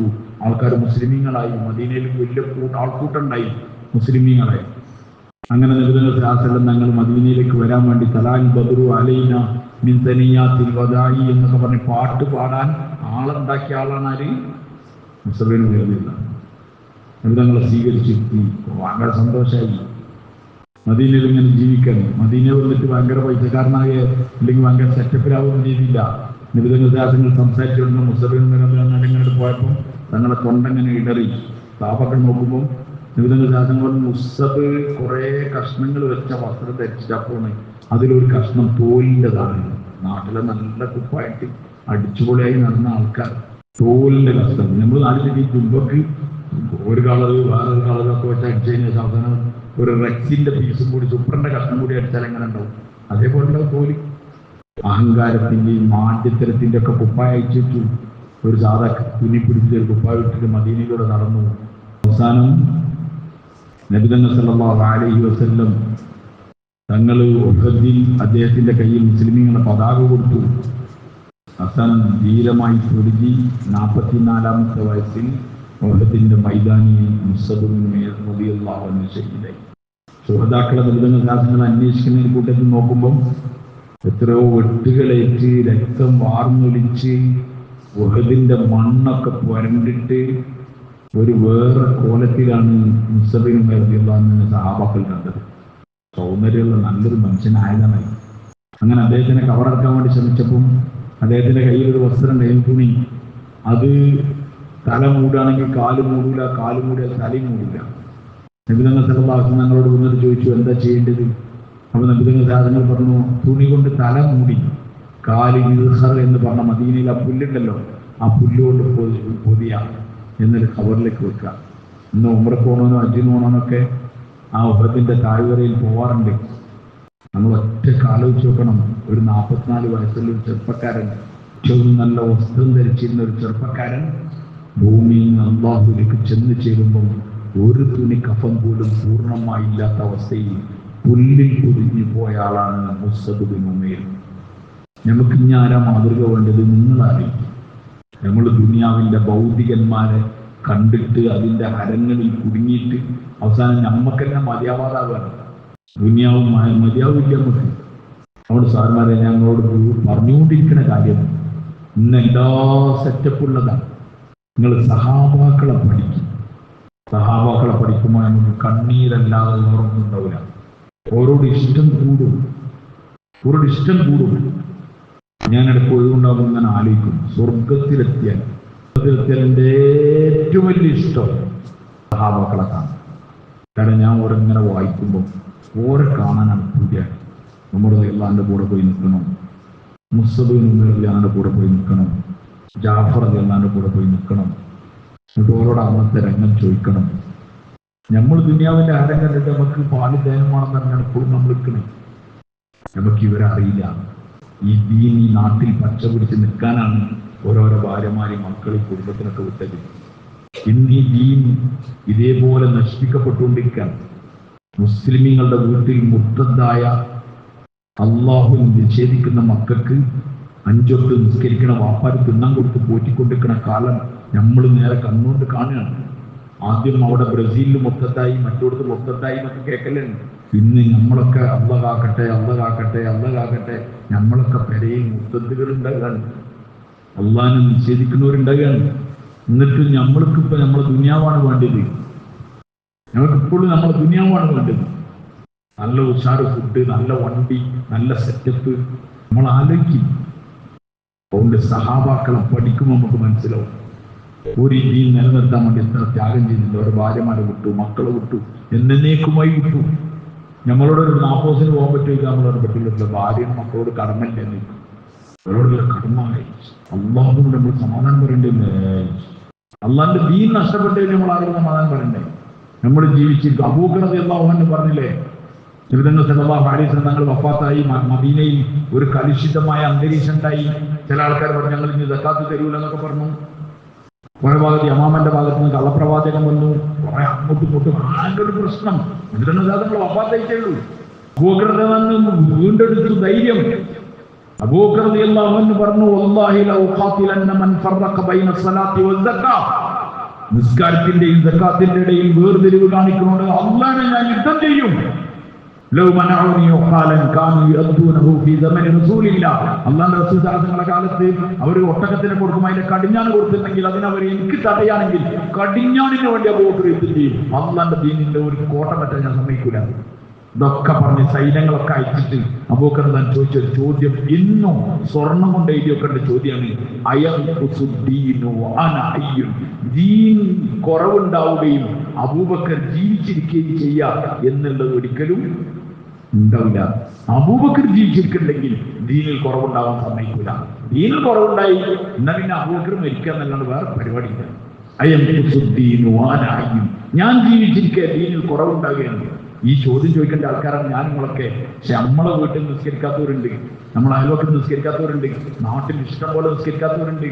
ആണും പെണ്ണും, പെണ്ണ് മുസ്ലിം, ആണ് ഹിന്ദു, ആണ് മുസ്ലിം, പെണ്ണ് ഹിന്ദു, ഇങ്ങനെ ജീവിച്ച് മക്കളൊക്കെ ഉണ്ടാക്കി നാട്ടിൽ ഈ കോലത്തിലുള്ള ഈമാനികമായ വിശ്വാസപരമായ മൂല്യച്യുതി നടക്കുമ്പോഴും നമ്മൾ ദുനിയാവിന്റെ എച്ചിലുകൾക്ക് വേണ്ടി വിദേശ രാജ്യങ്ങളിൽ പോയി അവിടുത്തെ സമ്പന്നന്മാർക്ക് വേണ്ടി ദാസ്യപ്പണിയെടുത്തിട്ട് നാട്ടിൽ വന്നിട്ട് മക്കളെയും ഭാര്യയും പോറ്റി വലിയ വിദ്യാഭ്യാസമൊക്കെ കൊടുത്തിട്ട് ഞങ്ങളാണ് ഇവിടുത്തെ ഏറ്റവും വലിയ സെറ്റപ്പിന്റെ ആൾക്കാർ എന്ന് പറയുന്നവർ ഈ സഹാബാക്കളുടെ മുന്നിൽ ഏത് മുഖം കാണിക്കും?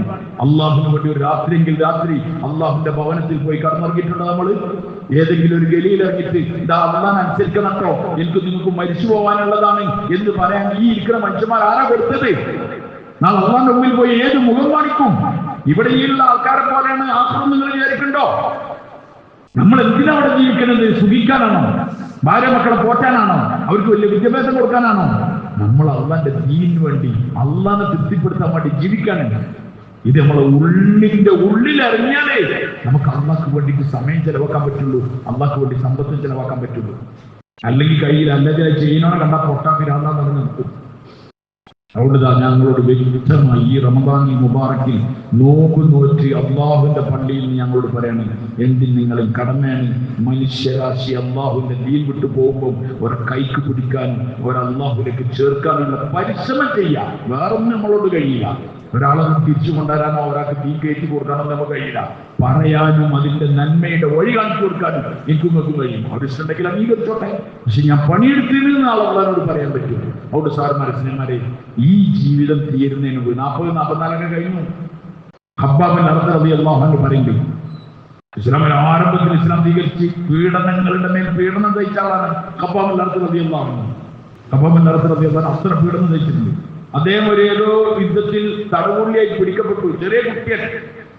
അദ്ദേഹത്തിന് മൈതാനിയിൽ കൊണ്ടുവന്നതിന് വിൽക്കാൻ വേണ്ടിയിട്ട് ചന്തയിൽ ഈ എരുമന്റെ കുട്ടികളൊക്കെ ഉണ്ടാവുമല്ലോ വിൽക്കാൻ, പശുവിന്റെ കുട്ടികളൊക്കെ കൊണ്ടാകുന്ന പോലെ ഹബ്ബാബിന്റെ അർത്ഥത്തിന് വിൽക്കാൻ കൊണ്ടുവന്നതാണ്.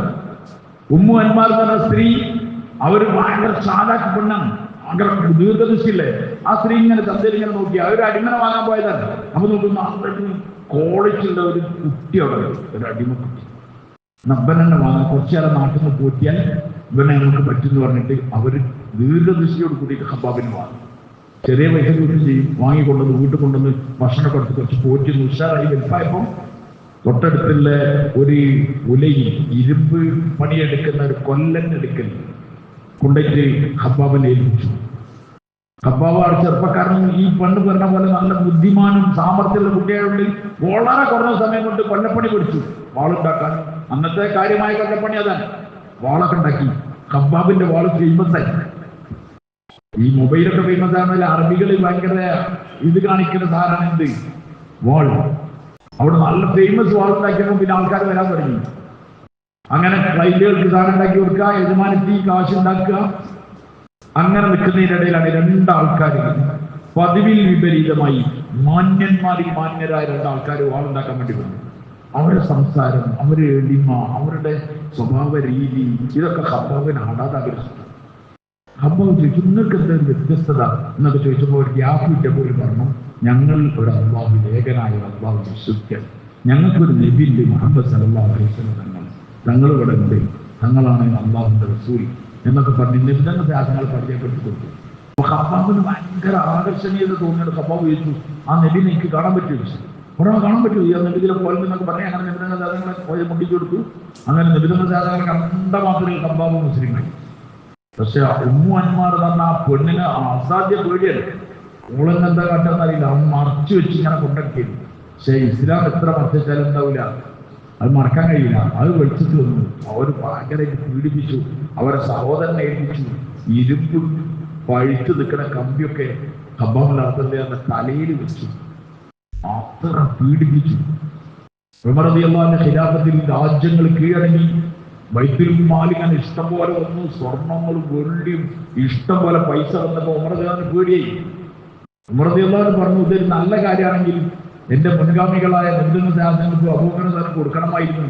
ഇത് അത്ര നല്ല കാര്യമല്ലാന്ന് എനിക്ക് മനസ്സിലായിട്ട് ഞാൻ ഇതിന് കുടുംബം എന്ന ബോധത്തിൽ ഉമർ റളിയല്ലാഹു അറിഞ്ഞുകൊണ്ടിരിക്കാൻ. അങ്ങനെ ഉമർ റളിയല്ലാഹു അതിന്റെ ആ ഒരു കറ പോകാൻ വേണ്ടിയിട്ട് പഴയ സഹാബാക്കളെ വിളിച്ചു. കുറച്ച് ആൾക്കാരെ വിളിച്ചിട്ട് അവരോട് പറഞ്ഞു, നിങ്ങൾ ഇസ്ലാമിനെ വേണ്ടി ചെയ്ത ത്യാഗങ്ങളൊക്കെ ഒന്ന് പറയല്ല, മനസ്സിന് സമാധാനമാണ്. അങ്ങനെ ഓരോ സഹാബാക്കൾ അവർ ചെയ്ത ത്യാഗങ്ങളും ഉപദ്രവങ്ങളും ഒക്കെ പറഞ്ഞു. ഖബ്ബാബിന്റെ ഊഴെത്തിയപ്പം ഖബ്ബാബ് റളിയല്ലാഹു അൻഹു അദ്ദേഹത്തിന്റെ വസ്ത്രം ഇങ്ങോട്ട് ഉയർത്തി ഇങ്ങനെ കാണിച്ചു കൊടുത്തു. അപ്പൊ അദ്ദേഹത്തിന്റെ മുതുക് നട്ടലിന്റെ അവിടെ ഇങ്ങനെ ദോരം പോലെ ഗുഹ പോലെ നിൽക്കുന്നുണ്ട്. ഉമർ പറഞ്ഞു, മതി മതി മതി, എന്താ ഖബ്ബാബ് എന്ന് ചോദിച്ചു. അവർ പറഞ്ഞു, എന്നെ തീക്കണൽ കൂട്ടിയിട്ട് അതിലെന്നെ വലിക്കുമായിരുന്നു. എന്റെ രക്തവും എന്റെ മാംസവും ഉരുകി ഒലിച്ചിട്ടായിട്ട് ആ തീക്കണൽ കെട്ടിയിരുന്നത് എന്ന്. അത്ര പീഡനം സഹിച്ചു. ഒരു മെഴുകുതിരി ഉറ്റിയാനോട് അത് താങ്ങാൻ കഴിയില്ല.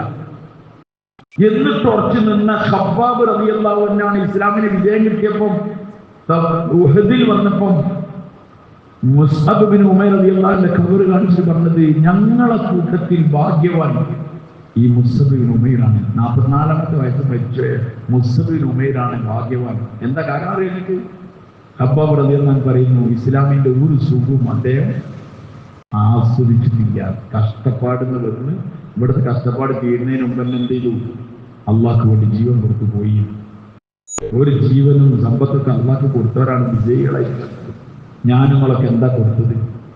50 വയസ്സ്, 60 വയസ്സ്, 40 വയസ്സ്, 45 വയസ്സ് ഭാര്യന്റെയും മക്കളെയും കുടുംബത്തിന്റെയും കൂട്ടത്തിൽ ഇങ്ങനെ കടന്നുറങ്ങാം എന്നും തുടി നിസ്കരിച്ചാൽ വലിയ കിട്ടല്. അള്ളാഹുവിന്റെ ദീൻ അങ്ങനെ പോവാണ്, പൊളിഞ്ഞു പോയിക്കൊണ്ടിരിക്കാൻ. എല്ലാ വീടുകളിലും നിരീശ്വരവാദവും മുർത്തത്താവലും അള്ളാഹു തആല പാടില്ല എന്ന് പറഞ്ഞ കോലത്തിലുള്ള ബന്ധങ്ങള്, അതിലൂടെ മക്കള് ജാരസന്തതികൾ ജനിച്ചിങ്ങനെ കൊണ്ടിരിക്കുക. ഇതൊക്കെ കണ്ടിട്ടും ദുനിയാവെന്ന് വിചാരിച്ച് അതിനെ വാരിക്കൂട്ടാൻ വേണ്ടി മെനക്കെടുന്നവൻ നാളെ അള്ളാഹു മുമ്പിൽ എന്ത് പറയും? ഇത് ബോധമുള്ള ഒലമക്കളാണ് പറഞ്ഞത്, നിങ്ങളെ ഭാര്യയും മക്കളൊക്കെ തർത്തീബുണ്ടാക്കി കുറച്ച് സമയം ഏതെങ്കിലുമൊക്കെ ഗലിയിലൂടെ, നാടുകളിലൂടെ, ഇടവഴികളിലൂടെയും പ്രാന്തപ്രദേശങ്ങളിലൂടെ ഒക്കെ ഒന്ന് യാത്ര ചെയ്ത് ഏതെങ്കിലുമൊക്കെ വീട്ടിൽ പോയിട്ട് അള്ളാഹിനെ പറ്റി പറയുന്നത്, അള്ളാഹിനെ പറ്റി പറഞ്ഞു കൊടുക്കില്ല, ഒന്ന് വലിച്ചു ചേർക്കും. നിങ്ങൾക്ക് തോന്നുന്നുണ്ടാവും ഈ പള്ളിയിൽ വരുന്ന പോലെ എന്താ കാട്ടാനാണ്, എന്ത് കാട്ടാനാണ് ഇവരിങ്ങനെ പള്ളിയിൽ നിന്ന് നിസ്കരിച്ചാൻ പറ്റുന്നോട് നിസ്കരിച്ചണമെന്ന് പറയാനുള്ള ഇവർ വേറെ എന്താ ചെയ്യണത്? എന്താ ചെയ്യണമെന്ന് അറിയണമെങ്കിൽ ബസാറിലേക്ക് ഇറങ്ങണം, നാട്ടിൽ ഇറങ്ങണം, ജമാഅത്തിന്റെ കൂടെ പോയാലറിയാം. ജമാഅത്തിന്റെ കൂടെ പോയാലറിയാം. കേരളത്തിൽ ജില്ല എന്നറിയില്ല. ഞാൻ ഇത് ജമാഅത്തിൽ പോയപ്പോൾ എന്നോട് പറഞ്ഞ ഒരു കുട്ടീന്റെ കഞ്ചാവ് അടിച്ചിട്ട്, അന്ന് കഞ്ചാവാണ്, കഞ്ചാവ് അടിച്ചിട്ട് ആകെ പെരയിൽ ഭീഷണിയായിട്ട് നിൽക്കുന്നത്. അവൻ +2 കഴിഞ്ഞിട്ടേ ഉള്ളൂ. ഓണങ്ങൾ എങ്ങനെയെങ്കിലും ഒന്ന് ഉപദേശിച്ച് ശരിയാക്കണം, ഓണങ്ങളെ കൂടുതൽ കൂട്ടാൻ പറ്റി കൂട്ടിക്കൊടി എന്നൊക്കെ പറഞ്ഞിട്ട് അവൻ്റെ ഉമ്മ എൻ്റെ ഒരു ഫ്രണ്ടിനോട് പറഞ്ഞിട്ട്, എൻ്റെ ഫ്രണ്ടിനോട് രാത്രി പറഞ്ഞു, നാളെ രാവിലെ നിങ്ങൾ എൻ്റെ കൂടെ വരണം, നമുക്ക് അങ്ങോട്ട് പോകാറുണ്ട്. പറഞ്ഞോട്ടെ. ഇവന്റെ കൂട്ടത്തിൽ ഞാനവിടെ വന്നതിന്റെ പേരിൽ ആ ജില്ലയിലുള്ള എന്റെ സീനിയർ പഠിച്ച ഒരു ആര്യനുണ്ട്, അവനും അവിടെ വന്നിരുന്നു. ഞാൻ പറഞ്ഞു നമുക്ക് ഉണ്ടാക്കും പോകാന്ന് പറഞ്ഞ് ഇവരുടെ കൂട്ടത്തിൽ ഇങ്ങനെ പോയി ഈ വീട്ടിലേക്ക് പോവാണ്. അങ്ങനെ ആ വീട്ടിലെ ഉമ്മ വാപ്പ പറഞ്ഞിട്ട് ലോക്കാക്കി വെച്ച് അവനോട് കുറെ നേരം സംസാരിച്ചു. അപ്പോൾ അവൻ പറഞ്ഞു പാവം പയ്യനാണ്, സാഹചര്യത്തിൽ കുടുങ്ങിയതാണ്.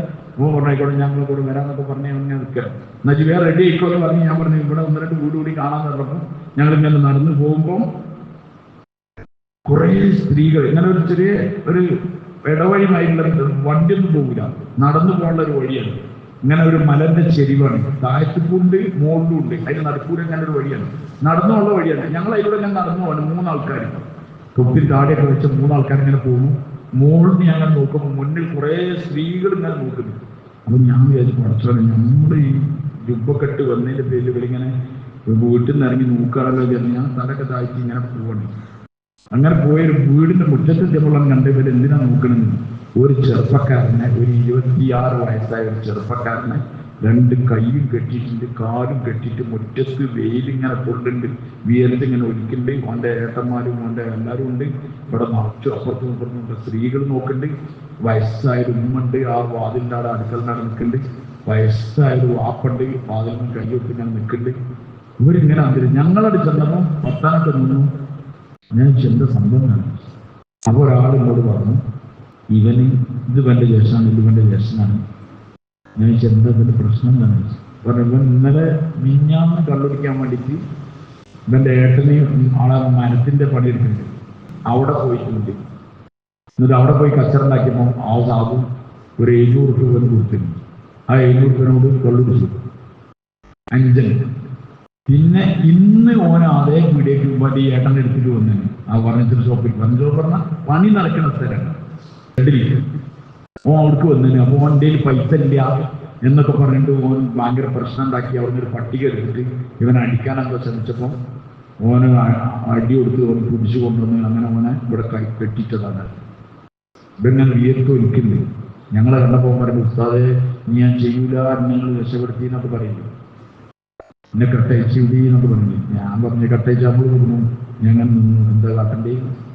അവൻ്റെ ഏട്ടന്മാർ സംസാരിച്ചു. പാവം വാപ്പ ഉമ്മയും നിസ്സഹായരായി നിൽക്കട്ടെ. ആ എൻ്റെ കണ്ണിൻ്റെ ഉള്ളിൽ ഇപ്പോഴും ഉണ്ടത്. പെണ്ണുങ്ങളൊക്കെ അവിടെ നോക്കി കൊടുക്കണ ഇതാണ്, ഇവിടെ കഴിച്ചിടാൻ പറ്റില്ല. അങ്ങനെ അവൻ്റെ ഒരു ജ്യേഷ്ഠനോടും അനുഷ്ഠവങ്ങളിലാണ് ആരോടെ പറഞ്ഞു, ഇങ്ങനെ ഇട്ടിട്ട് എന്താ കാര്യം, നന്നാണ്ട് ഞങ്ങൾ കൊണ്ടേക്കോളാം ഇവനങ്ങൾ എന്നൊക്കെ പറഞ്ഞു. അവൻ പറഞ്ഞു ഞങ്ങളെ കൂടെ വരാമെന്നൊക്കെ പറഞ്ഞു. അങ്ങനെ നമ്മളെ ജാമ്യത്തിൽ അവനെ കെട്ടയച്ചു, അവിടെ കുളിപ്പിച്ചു. അവൻ നമ്മൾ കൊണ്ടുവന്നു ഒരു ജമാഅത്തിൽ. അവിടുന്ന് ഒരു ജമാഅത്ത് പോകുന്നുണ്ട്, ആ ജമാഅത്തിൽ അവൻ അയച്ചു. അവൻ 4 മാസം പൂർത്തിയാക്കി. ആ 4 മാസത്തിൽ ഒരു ജില്ല മഞ്ചേരിയിലുണ്ട്. ആ കഴിഞ്ഞ പക്ഷെ എനിക്ക് അറിഞ്ഞില്ല, കാരണം മഞ്ചേരി എത്തിയത് അറിയില്ല. ഞാനിവിടെ ഉള്ളതൊന്നും അറിയില്ല, എൻ്റെ പേര് മാത്രമേ എനിക്ക് അറിയുള്ളൂ. പിന്നെ കുറേ കാലം കഴിഞ്ഞ് ഒരു സമ്മേളനം ഉണ്ടെന്ന് ഞാൻ എൻ്റെ കൂടെ റബ്ബറായി വന്നവനോട് ചോദിച്ചു. ഓൻ ഇവിടെ ഉണ്ട്, ഷോനുണ്ട്, എനിക്ക് കാണിച്ചത്. വലിയ വട്ടാത്ത താടി, ജുബ്ബ ഒക്കെ ഉണ്ട്, നല്ല സെറ്റപ്പിൽ. അപ്പോൾ ഞാനിങ്ങനെ അവനോട് വർത്താനൊക്കെ പറഞ്ഞു, ഇനി മാറി കിട്ടുമോ എന്നൊക്കെ പറഞ്ഞു. അവൻ കല്യാണമൊക്കെ കഴിച്ചു, അവർക്ക് കുട്ടികളായി, അവൻ റാഹത്തായി ജീവിക്കുന്നുണ്ട്. എന്തിനാണ് ജമാഅത്ത് പോകുന്നതെന്ന് നിങ്ങൾക്ക് മനസ്സിലായിട്ടോ? ഓൻ എപ്പോഴും ജീവിച്ചിരിക്കുന്നുണ്ട്. ഏതോ മരിച്ചവരുടെ കഥ പറയില്ല. അള്ളാഹു ദീർഘായുസ്സും ആഫിയത്തും കൊടുക്കട്ടെ. ഇത്ര മനുഷ്യരിങ്ങനെ നാട്ടിൽ നിൽക്കുന്നുണ്ട്. ഇത്ര അത് കഴിഞ്ഞ് അങ്ങനെ പോകുമ്പോൾ ഒരു വീട്ടിൽ കയറാൻ പറഞ്ഞ എന്നോട്, ആ വീട്ടിൽ കയറണ്ട, ഈ കൂട്ടുകാരി. ഞാൻ ചിന്ത ഈ വീട്ടുകാർ മുസ്ലിങ്ങളല്ലേ? അപ്പൊ എന്നോട് പറഞ്ഞു, ആ സ്ത്രീ മുസ്ലിമാണ്, അവിടുത്തെ ഭർത്താവ് മുസ്ലിമല്ല. സ്ത്രീ മുസ്ലിമല്ലേ? ഞാൻ പറയിക്കാരാണ്. അപ്പൊ അയാൾ പറഞ്ഞു, അയാളെ ഇരുത്തി അയാളെ വർത്തനൊക്കെ പറഞ്ഞു, അതങ്ങനെ റൂളൊക്കെ പറഞ്ഞ് കുറെ കാര്യമൊക്കെ പറഞ്ഞു. അയാളുടെ ആ സ്ത്രീയുടെ ഉള്ളിലുണ്ട് കുറച്ച് ഈമാന്റെ കാര്യങ്ങളൊക്കെ പറഞ്ഞു. കമറിന്റെ കുറച്ച് കാര്യം, ആക്രമത്തിന്റെ കുറച്ച് കാര്യമൊക്കെ പറഞ്ഞു.